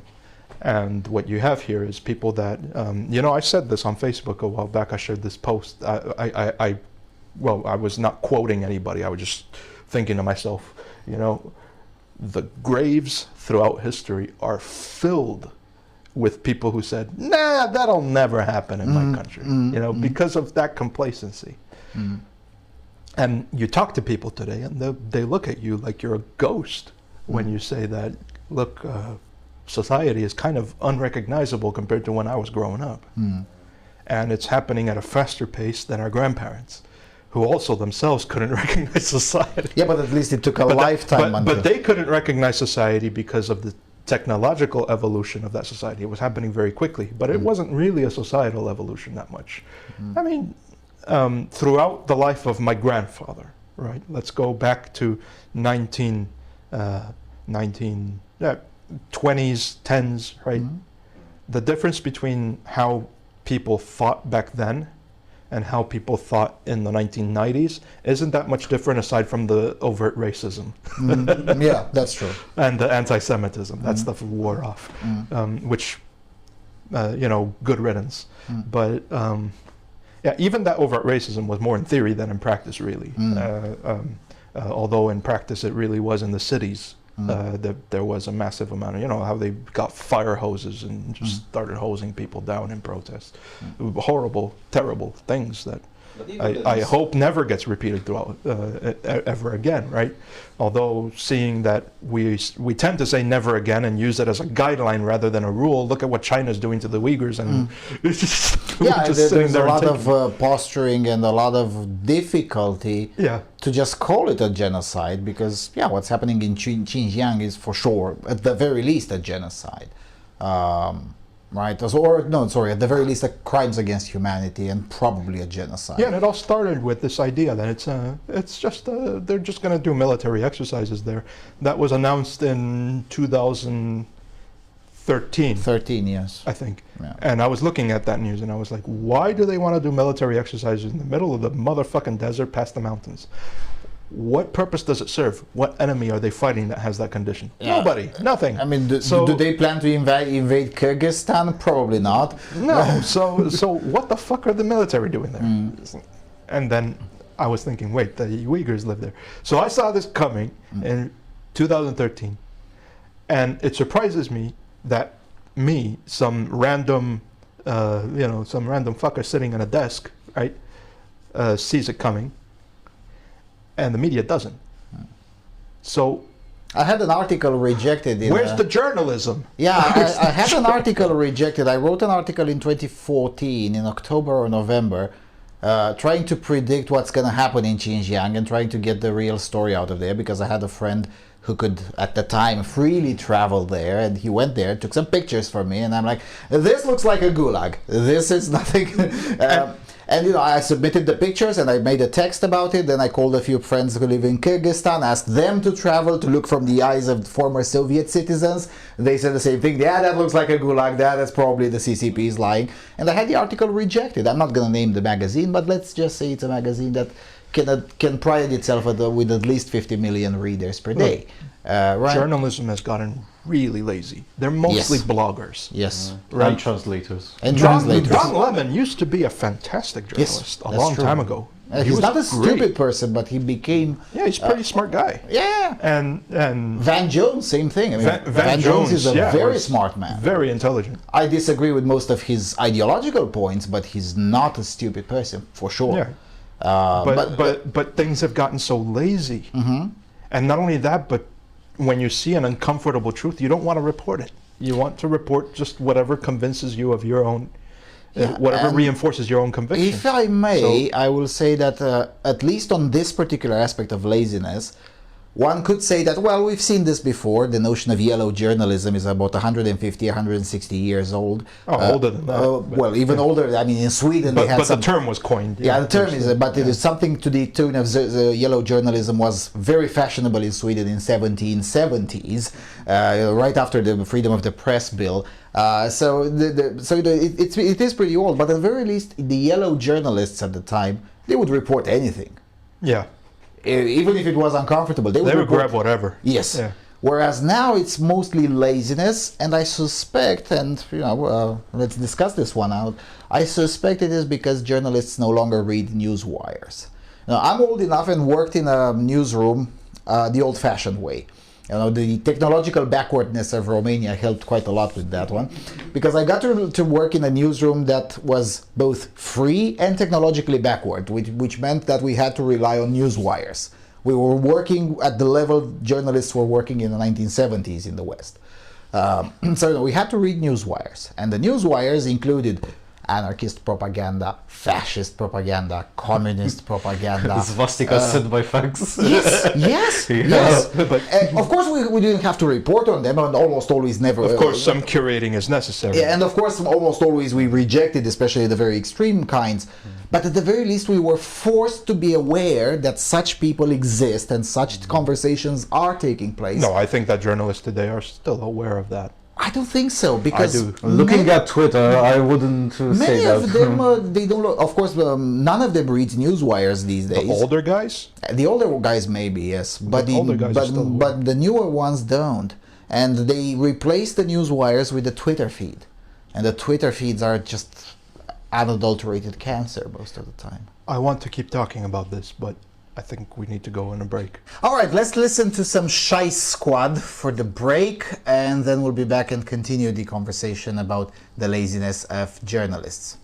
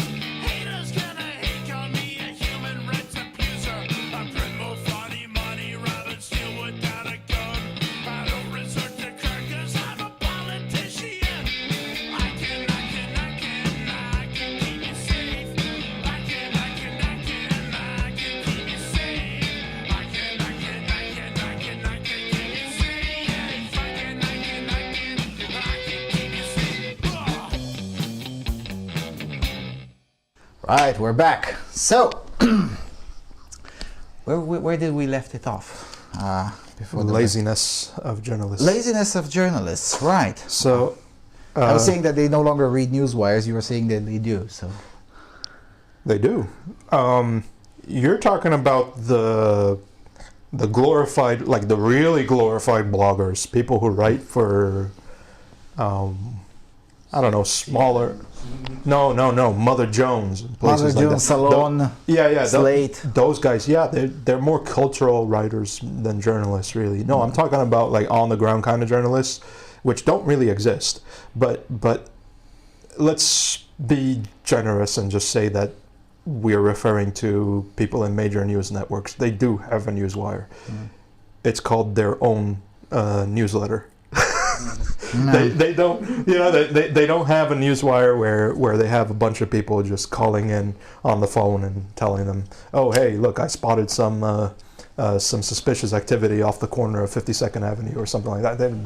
They have that to some extent, and they do cover it to some extent, right? There's still news going on in the country because it's competitive. It still is a competitive market, but the budget you need to maintain that kind of news infrastructure globally is very expensive, and they found out something that is pretty fantastic for them.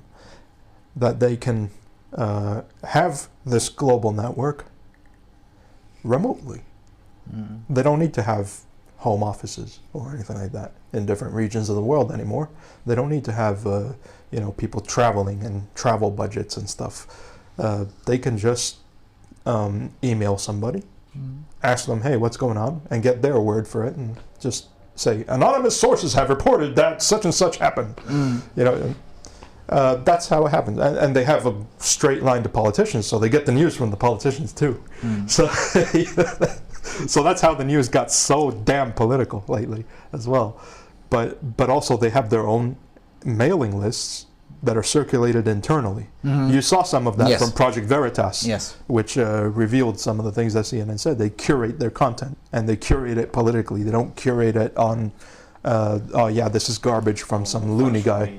No, they curate it as the head of the company doesn't agree with such and such, so let's not cover that. Let's cover it this way. Let's approach it from this angle. Sure, I mean, news will always have some bias.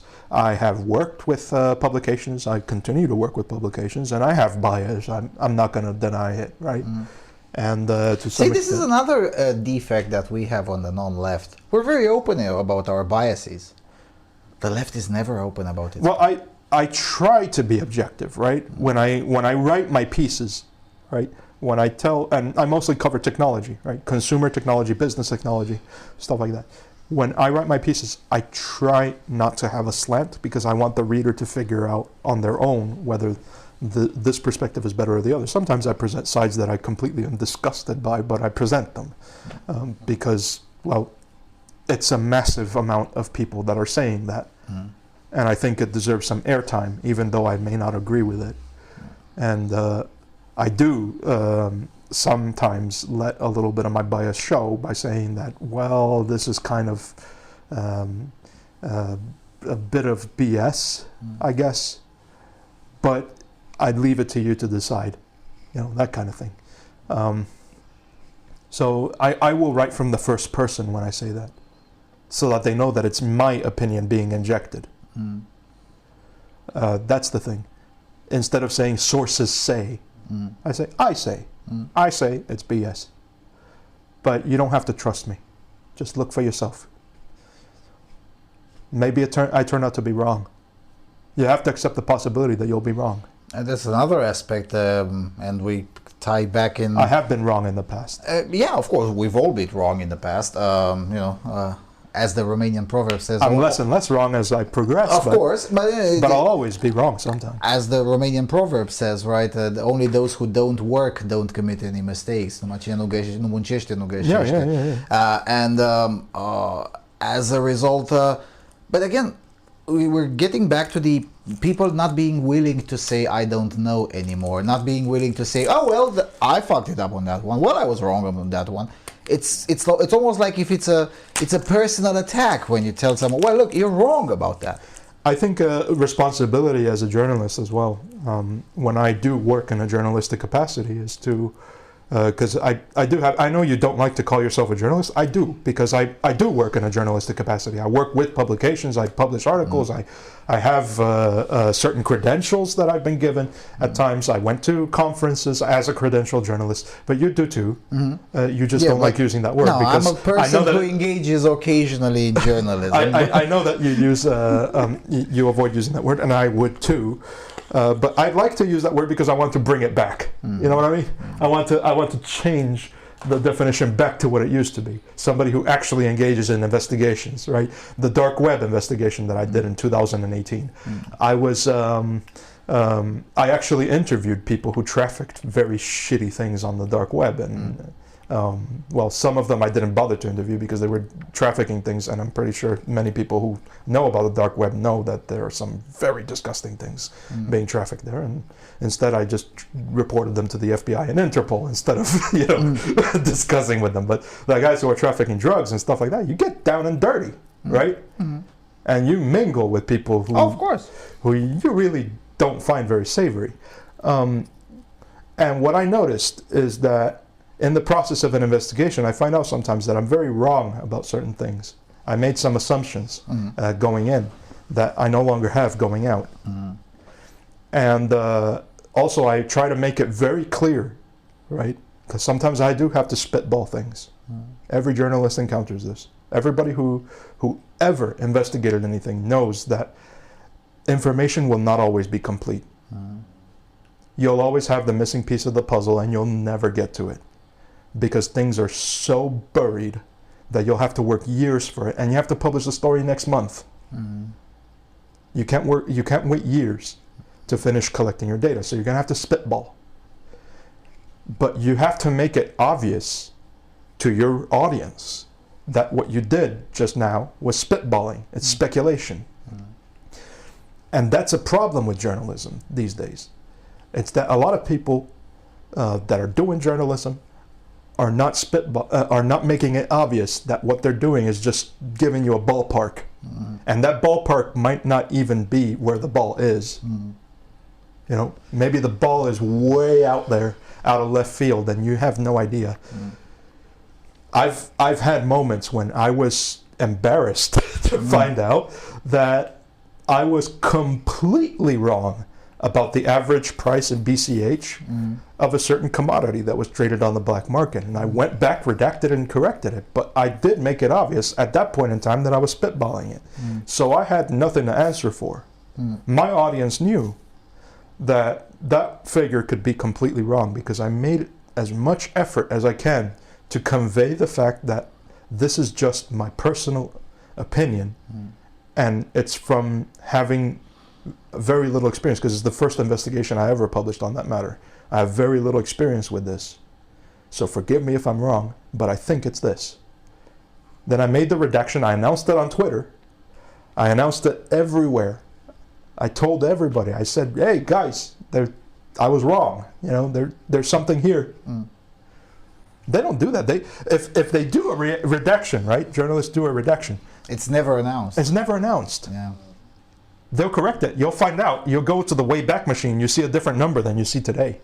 Yeah, sometimes, or even if they do announce it, they only announce it in the original link. So you may read a story, you save the link for some other time, and you come back to the same link a month later, and you see multiple redactions. They are properly announced, but you never see the news about the original story being eventually mostly false. And please read the updated version. You don't see any announcement of that, for sure. For instance, the New York Times being forced to at least pretend to adhere to some standards. The New York Post does try to announce, though. The New York Post, yes, when their Twitter account is not blocked. Yeah. Wall Street Journal, I think, still has a couple of journalists that individually do announce it. I have some respect for... you see, and each publication, right? Each of these publications that I've been trashing, I do have a lot of journalists, and maybe friends, maybe people who are not friends, maybe people who hate me, but I do respect. I do respect, because the work that they do is substantial. They do. There's a lot of substance to what they do and what they cover, and sometimes they discover that they're wrong. They share it. They make it as obvious as possible to their audience. Now, what the publication does is different. Sometimes they just don't amplify that from that journalist, and the journalist is okay with it because, well, they're getting paid anyway. And so, well, I mean, who wouldn't? I would do the same thing, honestly. If a publication didn't amplify my redaction and stuff, I wouldn't complain to them. I wouldn't say, hey, you didn't, maybe only the publication I've been working for the last 12 years, maybe yes, because we have a good relationship. And I could tell them, hey, you should probably announce that because it's in your interest. And they will. But if they reject it, if they refuse to do so, I would be like, okay, fine, I'll amplify it myself. And on one hand, this has been the case since forever. I mean, at least when the newspapers were entirely on paper, they had to publish some sort of a correction in the next edition or 2 editions later. But now the internet, you can just edit things and just leave it there. And leave it there, right. So it makes it even worse in a way, because unless you explicitly note where have you changed and why, which some publications do, most don't, it just goes memory hold. I have a recommendation that I plan to propose to whoever I work with, that we have a redaction section where people can go and click that link and view all of the mistakes we corrected through time. If they're interested, they can go look, right? But even that is not enough. You do have to announce it. You do have to megaphone things, right? And I'm sure that maybe some media outlets are aware that they should do this and don't, but there are also a lot that just don't think about this possibility. And they not that they lack the know-how, but they lack the awareness of the fact that this is a problem. I'm thinking here, let's take a very recent, so we can then move into that topic if you would like. The topic of the Capitol Hill riot. The story of a person being killed by being repeatedly hit by a fire extinguisher, which was megaphoned into global media, and it was false. Like all of it. The person declared dead existed, but that person died probably of a heart attack or a panic attack or something. It was never hit by anything. It was a stressful situation for him. Yeah, it was never hit by anything, let alone a fire extinguisher.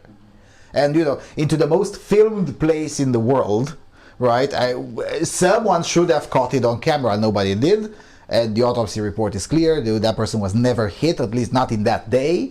So, right. So the whole fire extinguisher story was bullcrap. Does anyone even know about that? No. And that's where it would have helped a bullhorning strategy, as you were saying, because I don't think that if you told those publications that megaphoned it to megaphone the correction, they probably would have said no. This was probably intentional. It to dramatize things a little bit further than they were. Now, that doesn't mean that the death wasn't tragic and that the officer wasn't heroically attempting to defend that building, right? And the people inside it, as well as the people in the surrounding buildings, including Cortés, right? We'll get to that in a moment, I guess, if we have time. But it's my YouTube channel. We have as much time as the memory card allows, and that one allows 14 hours. All right. So there is no denying, and I think that the fact that the story didn't pan out as it did does not negate the fact that this officer died in circumstances that we can empathize are among the most tragic, right? Because I'm pretty sure that the stress that he had, the conditions that he had were exacerbated significantly to the breaking point by the events that he went through on January the 6th. For sure. There were officers that were crushed alive by crowds in that area. The whole event was pretty horrifying.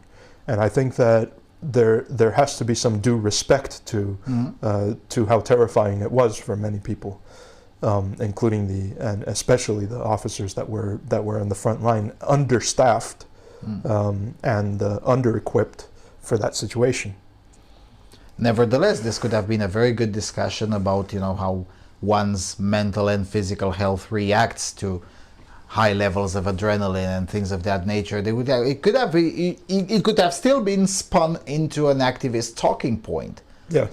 But at least spin it on something that is true, goddammit. Yeah, and I love how they suddenly become pro-police as soon as this happens. The defund the police crowd is awfully quiet these days. Yeah. Whereas the conservatives do manage to be consistent because they also condemn the actions of those who were violent, and celebrate the fact that the officers' acts of bravery were not unnoticed, right?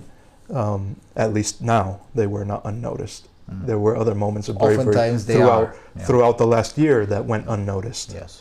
And tragic deaths of officers that went unnoticed. At least we are happy now that they were noticed. But the thing is that at least in the US, from my admittedly marginal experience with the United States, but still, most European vloggers, whatever, who talk about the US never step foot in the US. At least I tried to visit more than half of the country. From my experience with the police there, it is worthy of respect. So, in that sense, I understand why American conservatives tend to have a pro-police bias, because the police is generally worthy of it. That's not the same. The same thing cannot be said about the police in Europe, in most countries. In both instances, I can say with confidence that I'm neither pro nor anti-police. I just view that man is a human being, man or woman, is a human being who is attempting to enforce the law, sometimes a little bit excessively, sometimes a little bit finicky. Sometimes there's a little bit of suspicion because people have human incentives. And there's a human nature that plays into the part when you give somebody a disproportionate amount of power to act upon the lives of others, of their fellow citizens. Sometimes they might abuse that power, and the temptation to abuse that power is pretty high. The training and discipline of the police officers in the United States vastly differs from that of Europeans. That is true, because Europeans are basically glorified mall cops. Let's just be honest. That most police officers, I'm not saying all of them are. There's also special units of police officers because they never have to confront themselves. Well, until 2000s, kind of. They didn't really have to confront themselves with these massive crime waves that happened in New York, for example. The level of violence that was in the streets of Brooklyn and Bronx and places like that, right? Not in Brooklyn. I'm sorry. Brooklyn. Brooklyn and Bronx, and these famed neighborhoods, right? Was something that Europe wasn't really accustomed to. Now they're starting to get accustomed to it. I mean, there's these areas of Malmö that are pretty fucked up. Nowadays they're not. And even that is not really. Even that at the height of its of violence was not really as fucked up as the 1990s in those neighborhoods in New York. I agree. The song "Gangsta's Paradise" was basically epitomizing a lot of the things that happened, the perpetual cycle of the ghetto and stuff like that. And part of that has to do with segregation over time. Here's where I agree with a lot of the black activists, right? There is some ghosts of segregation that still live in American society. And a lot of it has to do with how cities are organized. And how cities remain organized, even under Democrat control, despite them. You mean the party that enforced segregation continues to? Oh my goodness! Yeah. So despite their plea for the rights of African Americans, or well, we used to call them African Americans, now people of color, which somehow is not racist, but colored people is. I don't understand. Anyway, these. Despite their pleas, right, and their appeals to emotion on these subjects, they don't seem to do a whole lot about the healthcare infrastructure in those areas. They don't seem to do a whole lot about offering the opportunities What to do you pull mean they don't oneself. do anything for the healthcare infrastructure? There's a Planned Parenthood in each of them. Yeah, but the hospitals are so shitty. They are. They are so shitty, and the response time of the ambulances, if they ever come, in those neighborhoods, is horrifying. And you're on your own. And it's not that you need government support. I mean, they get plenty of government support in form of welfare and stuff. But what they need also, and they don't get, right, is the opportunity to pull oneself out of that. And there's also a cultural aspect to it, because they have this. There is this perpetual culture, and I haven't experienced it firsthand, so I can't really speak on it and pretend to be able to fully empathize with the situation of the average black man in these neighborhoods or the average Latino in these neighborhoods. I grew up in a pretty sheltered life. I was like Ocasio-Cortez, right, in a pretty decent upbringing and pretty decent neighborhood. Despite her insistence otherwise. she grew up like I did. But I do know, and I had friends who grew up in those environments, and there's this self-perpetuating culture of criminality, but not because they want to perform crimes, but because they want to belong somewhere. And the only people they can find to belong with are people who are less savory. Let's just put it that way, right? Because the father figure is often not present. And oftentimes incentivized by the government not to be present. I mean, let's not That's forget. another discussion. Let's not forget the But- contribution of no-fault divorce and this. But there's also, so you reach out to that. You're a young man, right? And you want to belong to something, so you find your group, your clique, right? Everybody finds their clique at that time. In teenage years, these formative years, you oftentimes try to find a clique, right? And much of the proportion of cliques that you can find in those areas tend to be people who band together and do things that probably are not the best decisions to make. But that's all you have. That's all you have. So there is this self-perpetuating culture, right? How do we counter that? Opportunity, education, and by education I mean school choice, right? Because these cliques exist in those schools too, the schools that they go to. What if you spread them around in other schools, in places that are maybe a little nicer, that are maybe a little bit more affluent, let's say. Yeah, but oftentimes it's illegal to do so. Yeah. School districts And stuff. the reason why is, and let's be honest about it, there's a contingent of people who say, not in my backyard. Oh yeah. They don't want to live in, what was the way Biden put it, a racial jungle. A racial jungle, Yeah. right. The thing is that, this is the discussion with the school districts, which is very similar here. It's oftentimes made toxic in the sense that if you make the case as you did, your average bureaucrat will come out, okay, let's write a law where we force you to take people from so-called depressed areas, right, and put them into your affluent areas. I'm like, who said anything about forcing? How about letting them decide? Instead of forcing them all in one place, let them decide. Maybe they will all choose the same status quo. But what if they don't? Let's at least try.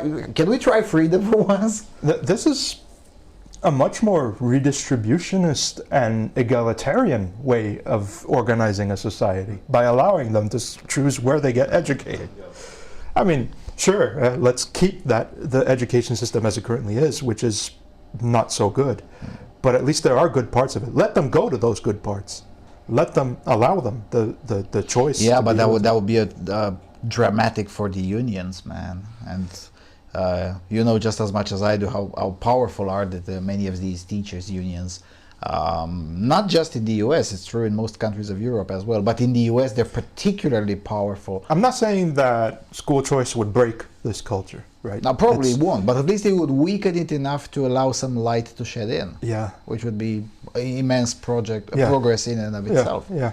But that would mess up with the interests of the teachers' unions. Yeah.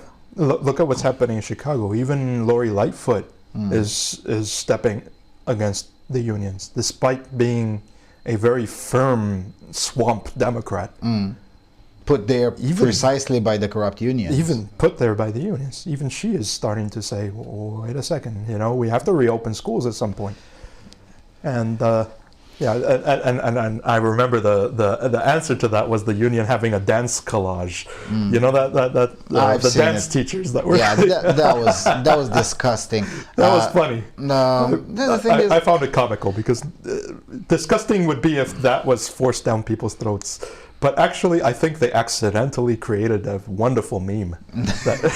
Well, we always say that the left can't meme is because the left is the meme. So that kind of confirms it. But yeah, the whole insanity, the whole pandemic response, indeed, further increased the difference. And again, in the US they see it racially, but it shouldn't be seen racially, but more like opportunity levels, because there are poor white kids in black areas in Chicago, right? So that's why I try to stay away from these kinds of racial categorizations, because oftentimes a poor white kid in southeast Eminem was a poor white kid in Detroit. Or in southeast Chicago, right? They're pretty much in the same type of culture as the rest of their peers who happen to be black, oftentimes. Sure, not always, but oftentimes. And there's a lot of Latinos. And more recently, and a lot of Polish people as well, in which I guess in the US would be just classified as general white. But so in any event, but all of this pandemic response increased the differences. I mean, I'm expecting a huge crime wave. There is it really did do a lot to expand inequality, income inequality in the United States. That definitely did. That definitely. And in ways that is not consistent with personal choices. How unequal now is an income of 0 compared to an income of millions? Have at it. What's the numbers there? How much percent of a million is 0? It's nothing. It's like the minimum wage as well. The actual real minimum wage is 0. It's always going to be 0. You're raising the minimum wage is just raising the gap between working and 0. Right. That's why it's interesting, because at least in Europe, those who profess themselves as right wing will oftentimes barely corporatist liberals. Because there is no proper right in Europe, not yet anyway. It is bigger than it was 15 years ago when it was entirely 0. Now it's something, but it's still small enough that the mainstream right in Europe is basically corporatist liberals. But in the US, it's the left that supports the COVID insanity the most. The people who complain about income inequality are also the people who advocate for policies that absolutely increase the level of income inequality. Conservatives are not necessarily for income inequality; they just don't care about it. But for the people who profess to care about it, they actually make it worse by their own metrics. And of course, the top ideologues of the Democrat Party, I'm sure they're pretty aware of this, and they do it probably by intentionally. But what about the many of the other useful idiots who probably don't get this? And there's still a massive contingent in Europe. Speaking of European right and American right, the American right has always been liberal, right? It's always been the original liberals. The European right is an admixture of liberals today, and theocrats, and people who have. It's difficult for me to call them right wing because I come from the American perspective of right wing, right? And calling, for example, Adolf Hitler an extreme right winger is foreign to me. It seems. There's not foreign is completely false to call him right wing. Yeah, but that's the common philosophy, because right wing in Europe still has a massive contingent of blood and soil politics. That's the thing. Whereas the left wing is internationalist, the right wing is blood and soil. They're nationalist. But in terms of economic philosophy, it could go either way for either side. Yes. Because they're not interested in classifying left and right economically. It's just about sovereignty. Sovereignty is the argument. Yeah, you can Nowadays, there is starting to be a more massive, a larger contingent of people who are starting to become economic liberals in the right wing. But that's happening slowly. Yeah, but still you have a lot of international economic right wing, internationalist economic right wingers. And a lot of blood and soil people who are also capitalists. So it's national capitalism. National capitalism. Yeah, there you go. Which I'm not necessarily against. I mean, no, national liberalism would be nice. At least it would be better at least than what we currently have. Yeah, but the thing is that at least in the American right, things are more clarified. In the European right, they're not. There's a lot of wiggle room. And that's not necessarily a bad thing, but at least in Europe they're being consistent, right? You have the international liberals who are also in favor of the COVID insanity, policy-wise, I mean. So at least it's consistent. But in the US, it's just full honk with the people who profess themselves to be, democratic socialists and whatnot. That would be I guess the equivalent of social democrats here, who are also for this. Whereas in Europe, social democrats are more quiet about this because they're at least willing to acknowledge that, look, there is some cost that we're paying for this. And I'm not talking about the social democrats in Romania who are only social democrats in name only. They're many things, but not necessarily social democrats. But I'm talking about social democrats like, there you go, Sweden. Sweden is run by a social democratic party, Socialdemokrater, and I gave Löfven. And it's like, well, the cost is too much for this and it would actually make our country worse. So therefore, we're going to avoid most of the insanity that the rest of the world is going through because of that. You see, I think the German Social Democratic Party say, look, this whole Green New Deal stuff, yes, it's going to have some consequences that are corrosive to democracy, corrosive to the economic progress of the working class. At least they're willing to discuss these things. Even though eventually they do end up agreeing with most of them, but at least they're willing to discuss on things. I guess that would be a problem. Most of the loud message from the American left is just so lacking nuance in ways that it hasn't in the past. But that's good because you don't have a moving target when you're trying to attack it. That's true. That's true. Europe has a moving target all the time, and that's allowed. If you take the average of all politics in Europe, all political parties, and just melt them all together into one pot, it would be a center-left. It would smell like center-left. That's true. Because, yeah, sure, it's not full-on Bolshevism. There are Bolshevists in the fucking USSR and places like that, but that's not the majority of the contingency. No, definitely not. There's a very tiny minority of people who are Maoist or Bolshevist or proto-communist or neo-communist or all this stuff. But what you end up with combining everything is center-left. Center-left as in Obama, basically. Obama policy. Obamunism, let's call it. So that's the European hodgepodge, right? And there's not a shitload of variation between them. There are parties on the fringe, like the theocrats that you're talking about, like the what's it again? There's a political party here that wanted to that wanted to make Romania great again, literally, just expand the borders, and was basically run by somebody who wrote poetry lauding the communist dictator, right? In the past, so run by that guy, not Victor, the guy on the guy in the shirt, on the shirt, right? Yeah.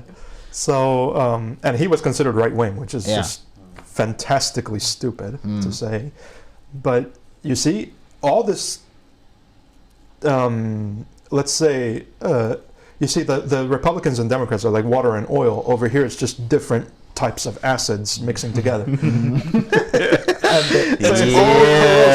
hurts. So you're saying European politics is just a bad acid trip? it's just corrosive. It's all of it is corrosive. Well, it is corrosive. That's what troubles me. How do you get out of this chasm? Because as divided as the United States is, right? At least you have clear sides, and you can pick one. And you might not agree with a lot of things that one has to say, but at least you can kind of verge on their side, right? Maybe two-party politics is, in some ways, better in this aspect, because the two-party system allows for a very clear, concise debate between two sides, right? Yes and no. That could happen in the case of the US, but in the case of Europe, that is more complicated. And I'm going to try and take a shot here as the question that you posed previously about where is this going to end up with all the parties being center left in Europe. Well, at one point the solution will get diluted, and the separation will end up happening. Just don't let it be final. Yeah, there's already the separation between policies done in Eastern Europe and policies done in Western Europe. Then you got the German interest, which is pretty much dictating at the European Commission level. And then you got other national interests. You got the Spanish, then you got the Italians, and you got also the French. They used to be the British, but now they're gone. Yeah, I mean, if the EU were to become a federation, we would, we Eastern Europe would be the red states, and most of Western Europe, I guess with the exception of Portugal, would be the blue states, right? But at the same time, what I'm saying is that two-party politics, the way it's done in the US, or 2.5 party politics as is done in the United Kingdom, as a good friend of mine who is still an MP in the House of Commons said, well, look, we in Britain make the coalitions before the election, whereas most of continental Europe does the coalitions after the election. That would be pretty much it. And that, at first it sounded like just a little bit of a funny way of putting things, but now that I think about it, it's kind of the same thing in the US. Because the Democrat Party is not one party. It's a coalition of different interests. 3 or 4 parties at the very least. That converge. Same thing with the Republican Party, where it's at least 3 you got the rhinos, you got the Tea Party people, and now you have the Trumpists. At the very least 3 parties into one. And then you have the low libertarians who who don't want to vote for Gary Johnson, but want to actually have a vote that counts. Yeah, and then you have right, and then also the smaller libertarian call. I mean, if the US were to go into a European way of doing politics, they would still end up with a coalition that would look pretty much like these parties, except that it would be written down after the election rather than before. Because at the end of the day, right, if the 4 parties that now comprise the Democratic Party were to run separately on the ballot, their added percentages would still be pretty much like the percentages that the Democrat Party would gather. I would wager that if we go back to the electoral system that was pre-14th Amendment, and I don't mean that we should disenfranchise black voters again, that's not what I'm saying. Okay, let's make that clear. You mean the Senate being elected by the legislatures rather than directed by the people, right? Right. And if we would have... that would be the 15th Amendment. We would reorganize the Electoral Party to run the way it did, right? The Electoral College. And with the enfranchisement of universal suffrage, okay, let's have that, right? Let's have universal suffrage, but organize things in such a way that it goes back to the original constitutional foundation. We would have a multi-party system. Probably, yes. Because the original framework was not necessarily for political parties, but for ad hoc coalitions to form on a by-issue basis. Look at local politics. Look at local politics in the 1880s and before that. right? We had lots of parties. There were tons of parties everywhere on local chambers. The only parties the only elections that really followed the two-party system were the presidency. That's it. Because they established a coalition. They all decided, okay, we're going to vote for this party. We're going to back that party. But they all coalesced on two sides. But locally, it was this rainbow of colors of different parties. Whereas now you can count on... Utah had its own party, basically. In a way, they still do. I mean, let's not forget the only Republican side that stood against Trump in 2016 came from Utah. So in a way, they still do. But nowadays, you can count on the fingers of one hand. I guess it's in single digits anyway. The total amount of high-end local officials that are not Republican or Democrat. There's one or two green aldermen here and there, one or two libertarian aldermen here and there, maybe a few libertarian sheriffs, maybe a few, and that would be pretty much it. And that's it. But it goes back to, let's have things more spread out at the local level. Which means that people do have to work harder at the local level, right? And we could have that system even now with 14th Amendment, 16th Amendment, everything else. We could still have that system now because if people work locally towards their own interests, right? Local communities starting to look out after their own interests and forming local parties, this could still happen. There's nothing in America preventing people from doing that. It's just that, once again, complacency took over. And it's nothing much in Europe preventing it either. I mean, But the two-party system isn't necessarily absolutely objectionable either, because it does, to repeat the word that I just said, it does allow you to choose at least the least objectionable candidate. You're not choosing the candidate that caters to your version, your exact version of how politics should be run, but at least it does basically reflect the values of that community in some way, that to be less objectionable. So it's not really perversion, and it's not really because there's a lot of people who say that the two-party system is the devil's work, basically, and it's so horrible. It's not really that bad. It's neither good nor bad. I mean, it really does depend on what parties we're talking about. Yeah. So, but then again, people being corrupted and flawed would have happened and has happened even before the two-party system. I mean, after all, it wasn't an entrenched two-party system when the Civil War broke out.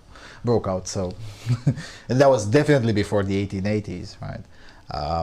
But the thing is that local parties are still very rare all over the West. I mean, in 2015, when I proposed this to several prominent individuals at the local level, city or county level here in Romania, they thought I was insane. In 2016, there was only one successful example, the one in Târgu Mureș, and that was it. Now in 2020, there you go, the 3 or 4 local parties that only exist in one county or even one city and have no intention of becoming national parties like USR did, right? But that's still very rare, and I started looking around. Well, how did other people do? Other countries. Everybody likes to play the top. Yeah, but it's very rare even in other countries. There are no local parties in France. There are some attempts. They do exist in Germany, but then again, Germany has a long tradition in federalism, which most countries of Europe don't. So okay, there are a few attempts in Germany.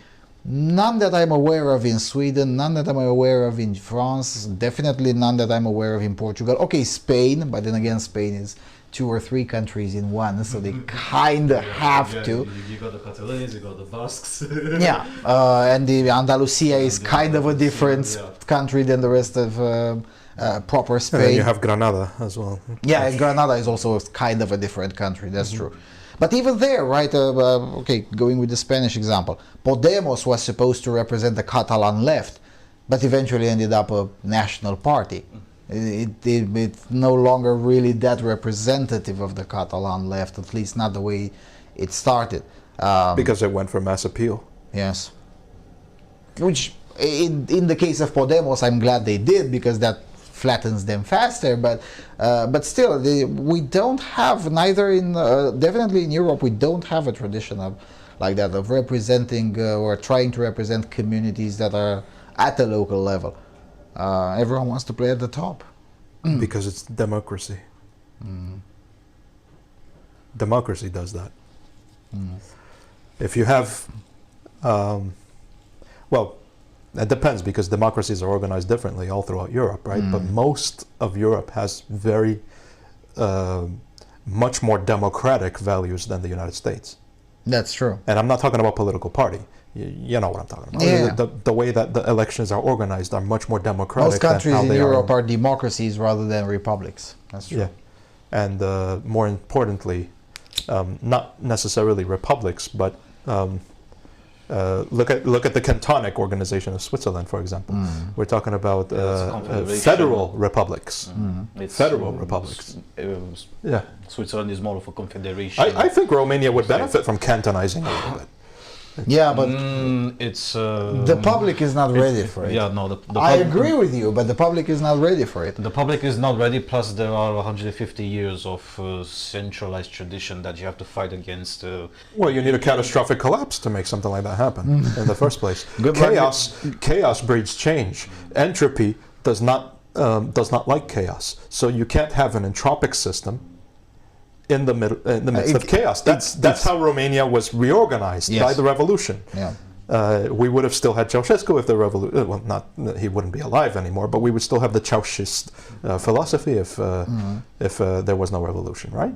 The revolution came as I think most of it was organic. Some of it was a little bit of shenanigans by the CIA, like it happens everywhere. Yeah, exactly. But I think that. That allowed Romania to reorganize itself, and even Iliescu couldn't predict what kind of chaos would happen, because he thought that he could control things, right? At some point, people said, "Well, let's discard of this guy."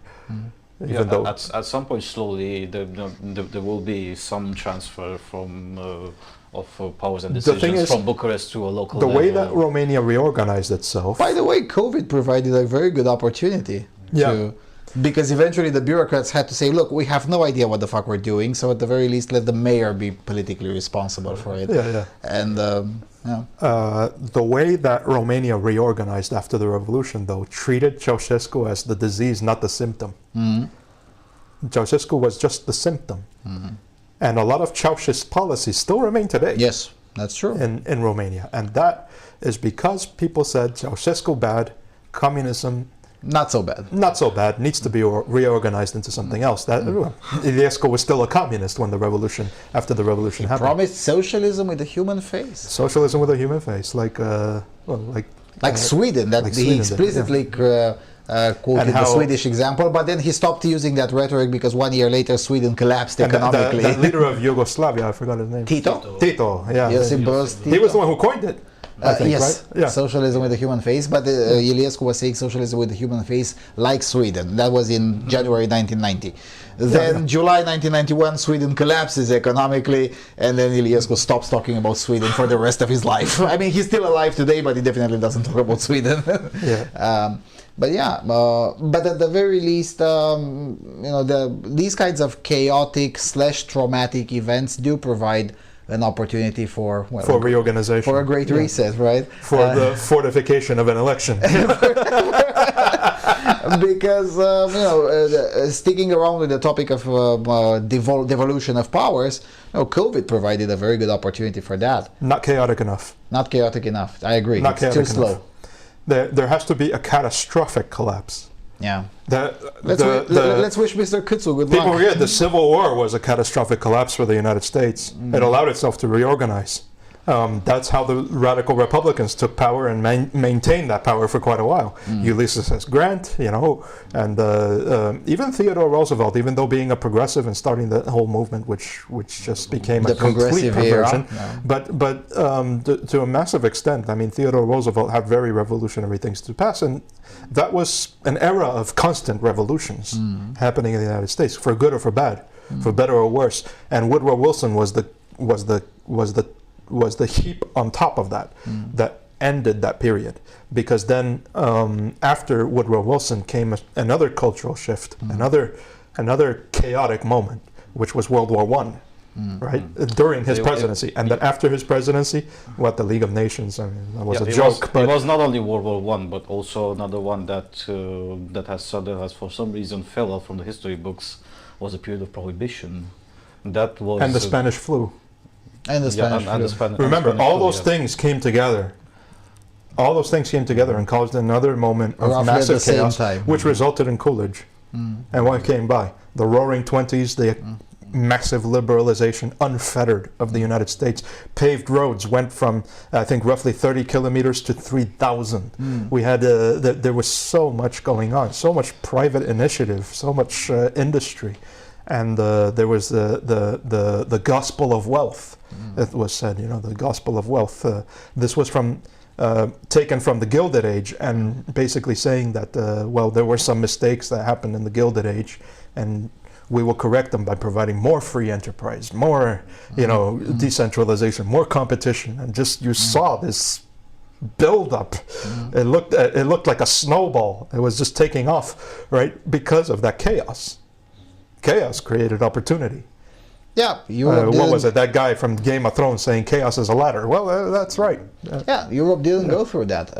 World War One ended the last empires, the Austrian and the Ottoman Empire. Okay, but there was. We also finished the German Empire and the German one. But that would be pretty much it. With the newly found independence, the countries that split from the empire did not take advantage of the. You see, here's where chaos can also lead to disfavorable outcomes, because that chaos created Hitler. That's true.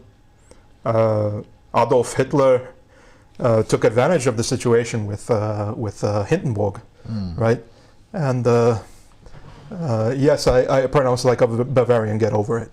Okay, so anyway, so he took advantage of that chaos, right there, the chaotic situation of the Weimar Republic, which was established as a result of World War II, right? They had to reorganize themselves, and then that reorganization failed and created an even more chaotic situation, and then. The stability came in the form of a man who we don't like to remember very positively because of very specific reasons, right? There were some things that did happen. I mean, there is a reason why the public did accept at least the mandate for Hitler to rule, even though he had a minority of the votes. It's because he has proven to provide stability, and what people wanted at that era was stability. So they were willing to just shrug their shoulders at a lot of the other shit that happened during that time. But then again, chaos created Winston Churchill. Yeah. And not to say that Neville Chamberlain was necessarily a horrible leader. I could kind of understand his motivations. Looking at things at the context of the time through the lens that he looked at through, I could kind of understand why he wanted to do certain things. But he went too far. Yeah, he went too far. But then again, chaos also gave us Lenin. Yeah. So chaos provides change. It's not change for the good. Chaos is a neutral arbiter, right? It doesn't favor the good or the bad. That's our decision to make as a people. Do we allow these crazy lunatics to elevate themselves to power, or do we stop it? Do we elevate ourselves to power? Do we, whoever takes advantage of that opportunity gains power, and whoever doesn't becomes a Republican. Yeah, that's why I was saying at the beginning of the pandemic that everyone never let a good crisis go to waste. Never let a good crisis go to waste. Yeah, I mean, I've been using the entire period of the pandemic to recruit more, to increase the level of influence of this network. It has worked on some aspects, it hasn't on others, but I would have beaten myself to death if I had refused to try. Precisely because it's a good crisis that comes roughly once in a century, and if you're lucky enough to be in it, make the best out of it. Chaos also gave Russia Khrushchev, which I know that I'm gonna get tarred and feathered for this, but he wasn't bad. He was pretty good for Russia. But by comparison with Stalin, for sure. Yeah, by comparison with sure. Stalin. He started the de-Stalinization process. He started humanizing the government a little bit more. He ended the program of Gulag, even though some Gulags remained open throughout his reign.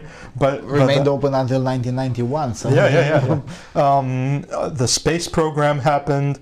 The subversion program under the KGB, which was fantastic for the Soviet Union at the time, because that really kept America occupied to the point that it couldn't really respond militarily to things that were going on in Afghanistan, for example, when Russia was... The Afghanistan debacle was botched on both sides, but it would have been much worse for Russia had it not destabilized the United States. Another thing that Khrushchev was responsible for were multiple ways to socialism, no, multiple ways to communism. Multiple ways to socialism. That was the official doctrine, which eventually ended Soviet invasions in places that went a little bit more reformism. I affirm with a certain level of confidence that Gorbachev wouldn't have happened if Khrushchev did not. And Khrushchev proved to be an unusual figure because he was a fucking potato farmer who just came out of left field and just completely took over the Communist Party as general secretary. That was you have to admire the man for the extreme amount of ambition he had. Ambition and tenacity, you could see that he was basically a pleb when he was, using his shoe to follow order. Well, that was an awesome moment. Come on. It was. It was a pretty fucking awesome and quite moment. Frankly, the bureaucrats from the UN deserved it. So But at the same time, you're right. I think you're right about Gorbachev, because the way Gorbachev started selling the whole package of policies called glasnosti, perestroiki, the way he was able to sell it to the party, to the Communist Party, was by quoting Khrushchev and said, look, we already agreed 20 years ago on the doctrine of multiple ways to socialism. I guess it's time to implement it. And the Politburo had no answer to that, and they had to agree with him. But without Khrushchev, probably he would have been less successful in these little catastrophic moments. Ripple. They have a ripple effect that can last for hundreds of years. Look at the 100 Years' War, right? The Battle of Agincourt and the Battle of Toula, which nobody talks about because they don't consider it relevant. It fell off the history books. And how the conquest, the French conquest of Provence, and all these things, little tiny details in history when you read them in isolation, in a vacuum, but they all led towards Britain and France becoming world powers at the time, because France had very good defensible borders after Provence, and after they started to get bordered with the Benelux territories, right? And there was no longer the era of the Frankish kings. There was the king of France, right? And then you had the Louis and the dynasty that he had, and that remained very solid. Then the War of the Roses after the 100 Years' War. If England didn't lose Normandy, the wooden wall wouldn't be a thing. And the wooden wall is basically the philosophy, right? The naval doctrine of Britain, that they have their ships to protect their islands, so now they cannot be invaded. If they didn't lose Normandy, they wouldn't have had that shift in mentality. Yeah, which eventually turned Britain into a world power. Yeah, into a global power. Yeah. All of these things, sometimes these moments, as unpredictable as they are, become solid pieces of our history that without which, if the loss of Normandy didn't happen, possibly wouldn't have allowed Britain to be a superpower. Because the chaos created by that also created the War of the Roses. And the Lancastrians and the Yorkians, battling each other, and then the Tudor dynasty taking the throne afterwards. It would have been a less united nation, but with a slightly larger map, and that would have been pretty much it, probably. Yeah. And it was the Magna Carta that started the whole idea of this liberal philosophy of the self-governing man, the ideas of Adam Smith, and all this was inspired by that, which all these ideas spread because of Britain being a superpower as well to other continents, which created eventually America. War of the Roses to America. You can look through time, right? Hindsight is always 20/20. You can look back through time and see how little moments of chaos and little things like these, little details like these, sent gigantic ripples that influence the evolution of us as you know, the evolution of the globe as and several societies. Yeah, the evolution of civilizations and appearance of new civilizations like the USA. Yeah. So, what will be the ripple effects after the COVID madness? As I said, I don't think it's chaotic enough. It's not chaotic enough? No. So it's gonna be probably like the Spanish flu, which is... Entropy. It's gonna. I think there's gonna be a little bit more entropy, unless. And here's why I'm saying, you know, I might be wrong, because maybe a European spring comes out of this. But either way it happens, I don't think that's enough to really enhance the message or amplify the message of liberalism in Europe, because I don't think that people are yet privy to the idea that liberalism is actually a concept that was perverted, right? I don't think that enough people have the wisdom. Yeah, not the wisdom, but the knowledge of what truly liberalism means to start a mass movement that would sweep all of Europe. That's not going to happen. No, for sure. But what is going to happen is just you know, some little changes here and there. Maybe it sends a lot of ripples. Who knows? But surely enough, I think that the time has not yet come where a truly liberal Europe can be conceived. Not yet. And I say not yet as an American with optimism. Yeah, you know, a friend of mine who happens to be in a allegedly right-wing party was saying he was actually more optimistic by looking at the effects of the Spanish flu.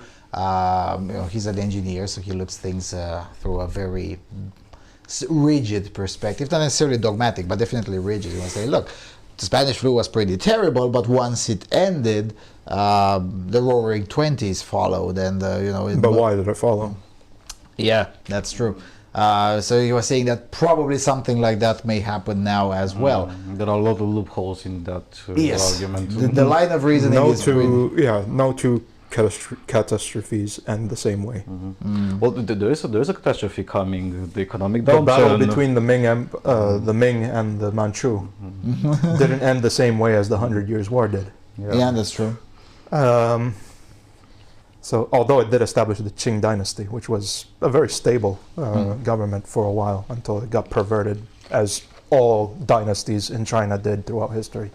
I mean, China had a habit of just breaking and reforming, breaking, reforming, breaking, reforming. It's just and that's just the way it is. just grows and grows, and then Entropy came in the form of communism.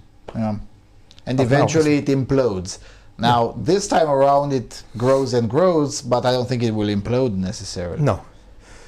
So going back to that Roaring Twenties thing and the chaos of COVID and all that, I think if there is something to happen, I mean, the time has not yet come. The time has not yet come. People will revolt, I think, at some point. Maybe not. We don't know. Some do, some don't. Yeah. Will they revolt enough? Yeah. No, I think you need enough pressure to create a catastrophic failure. Cool. That's what happens. And accelerationism doesn't help. You know, Richard Spencer, for example, is an accelerationist in the United States. That's why he supported Biden, because he wants more chaos. More. Yeah. You're not going to foment chaos. Chaos just comes. just comes on its own. And not only that, I'm but, trying to think of a moment in but history. I'm sorry when- to Richard Spencer, but there isn't going to be a race war, and there isn't going to be a neo-Nazi revolution in the United States. Thank fuck for that. Yeah, Thank fuck I for don't that. think that's Yeah. going to happen ever. But I'm trying to think of a moment in history when chaos was at least in part intentionally fermented and planned, and I cannot come up with a serious example. 9/11 when Bush did it. Hong Kong. I mean, Bush couldn't reform the lawn in front of the White House, but somehow he's able He's competent enough to, Well, if you remember, and steel beams can't match jet fuel. Fuel can't mess steel. No, that I know. That was a joke. Yeah, but there was, if you remember, in 2002, I think, when the whole conspiracy with Bush being a shape-shifting lizard alongside with the David Icke with his... David Icke, that's right. I kept on trying to remember the name of the conspiracies, but that was fun. He even implicated the Queen. Yeah, and Her Majesty, Queen Elizabeth II, right, and Bush and Blair. Do you remember Blair? Anyone remember? Tony Blair is still in. I remember Tony Blair because he's Tony the Blair, one he's the one that destroyed the UK after Margaret Thatcher. No, I'm sorry. Blair White is indeed a shape-shifting. I mean, he really is. Alrighty. I guess we've philosophized quite enough. That was fun. There's still one thing that I want to get to Miguel's opinion. You were talking earlier about a catastrophic failure, but what would count? No, not exactly what will count, but something taken into consideration. So after all these humongous lockdowns and how at a global level there has been an economic downturn, do you think that will manifest into at least some chaos, even at a national level? Because those countries that have seen hundreds of thousands of small businesses going down under, everybody going in debt, you got financial issues in the Southern Europe as well. What do you think those will get to? Southern Europe always has financial issues. So. If governments mobilize sufficiently to correct things, they will establish themselves as the legitimate arbiters of the economy to the majority of the population. At least a significant enough majority that they will accept more control of the economy from government. That's where I see... the good thing is that governments in Europe today are ineffective as hell. They're incompetent, they're not ineffective. We've seen with the management of the COVID crisis, Spain with a year-long lockdown, UK with 4 lockdowns, Belgium with 3, Netherlands with 2, so I don't France think with 2 again. Yeah, I don't think that it's easy to predict what is going to happen, because so many factors that I've observed have gone against what my gut told me. My gut told me that people will just be flooding the streets and just taking out their pitchforks and torches everywhere. That only happened in Serbia. Yeah. So... And Czechia to a certain extent. So... but at the it same happened time... in France, but on different issues, not COVID related. At the same time, I think that if it doesn't become effective, people are going to be more skeptical of government than they are currently. Which would be a decent outcome. Yeah. Let's start there. Let's start with skepticism of government. I mean, a lot of people are willingly entering skepticism of God, but replacing that God with government. How about we be skeptical of government? Because, if you don't believe in God, that means that you don't believe that God will do you any harm. I do believe that government can do you harm. At the very least, one good thing that we can expect to come out from this is more skepticism of experts, of official experts anyway. Because they've been wrong in public consistently for over a year. That sounds like it's something that at least a significant minority won't forget anytime soon. Well, we have to remember that science is a method of inquiry, not a conclusion. I agree, but I'm talking here on a perception level. Yeah, but we have to at least get on that base middle ground with other people. Start the discussion from there. Because the IFLS people, and I'm not saying IFLS is guilty of this themselves, although they kind of are a little bit, but that kind of crowd that is, oh yeah, my goodness, science. Yeah, that crowd Soy face. is excessively invested in what conclusions match their convictions, rather than The other way around. looking at the science from a perspective that is, at the very least, non-political, if not impartial, because we can't really be impartial. We're human beings. I have certain investment in how I believe we will be able to do, for example, interstellar travel sometime in the very far future. If I can live for 100 years, I would be very happy if I saw that things were wrong. Let's start there. Maybe, if there is some other way, there's some other technology that develops that I couldn't have possibly conceived of. That's exciting.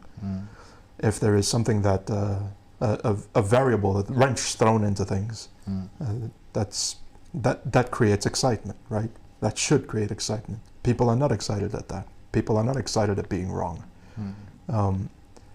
because they're too invested in their conclusions. Yeah, but then again, I can excuse and understand that in people who they don't necessarily invest in knowledge.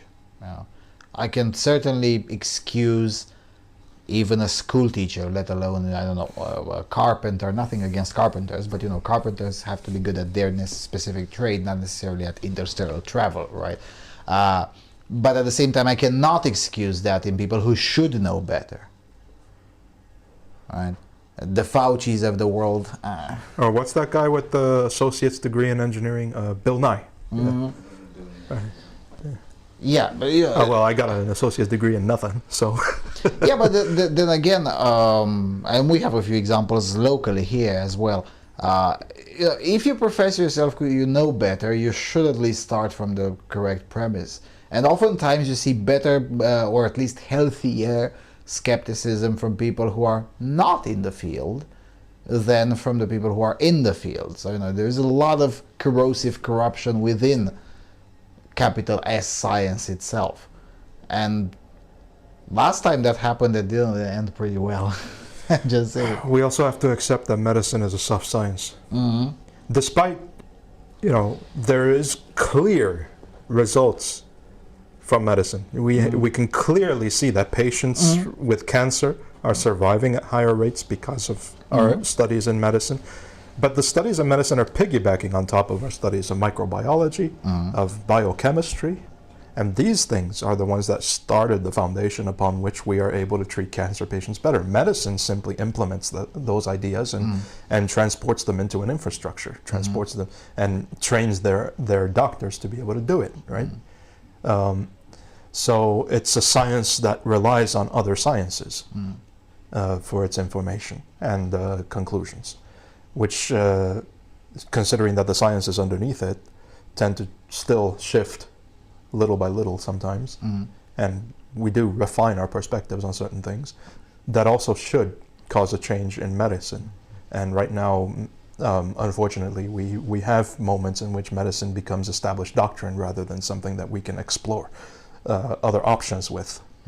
And I'm not talking about alternative medicine like healing crystals and shit like that. No, that's bullshit. We've already established about 3,000, 4,000 years ago that doesn't work. So, yeah. That's another aspect of the IFLS people, right? When they spend an enormous amount of time trying to debunk alternative medicine. I'm like, congratulations, you are now at the level of the wisdom that we were 4,000 years ago. Let me know when you get more closer to our century. There are people who still believe in these alternative medicines, of course. Of course. Homeopathy still seems to be very popular. But to a large extent, when we're talking about doctors, like my dad, for example, he doesn't believe in that stuff. There's, yeah, sure, has psychological feel good kind of thing, maybe. You know, some people have said, yeah, maybe it works if somebody can get a placebo effect out of it or something. But other than that, it's established fact right now, because that really is where the science is settled. But we have to understand and recognize where science can lead us somewhere different to where we are now, in terms of our procedures, in terms of how we perceive the world around us, including in the micro level, especially at the micro level, because that's where medicine really operates. And I think that if we are to proceed and and detox the discussion, right? The way we do that is by starting with the premise: this is a soft science, and lots of things are subject to change. Psychology changes every week. Psychology, just like medicine, is a soft science. There have been tremendous results, and there has been tremendous progress in all of these fields. And it's not really at the level of anthropology, for example, of soft, but it is soft. It's not Psychology for sure. Yeah, I can tell you the distance from the Sun to the Orion Nebula, and that's established fact. And that fact will not change for the next, few seconds, because the distance constantly changes. But you know what I mean. We will always know the distance between our star and Orion, the Orion Nebula. We won't always know the most optimal way to treat a cancer patient. We won't always know the most optimal way to deal with a pandemic. We won't always know these things, because we have to constantly ask questions about it. And there are questions that will always be unanswered, because it's a soft science. Soft sciences are like that. They're not 2 + 2 = 4.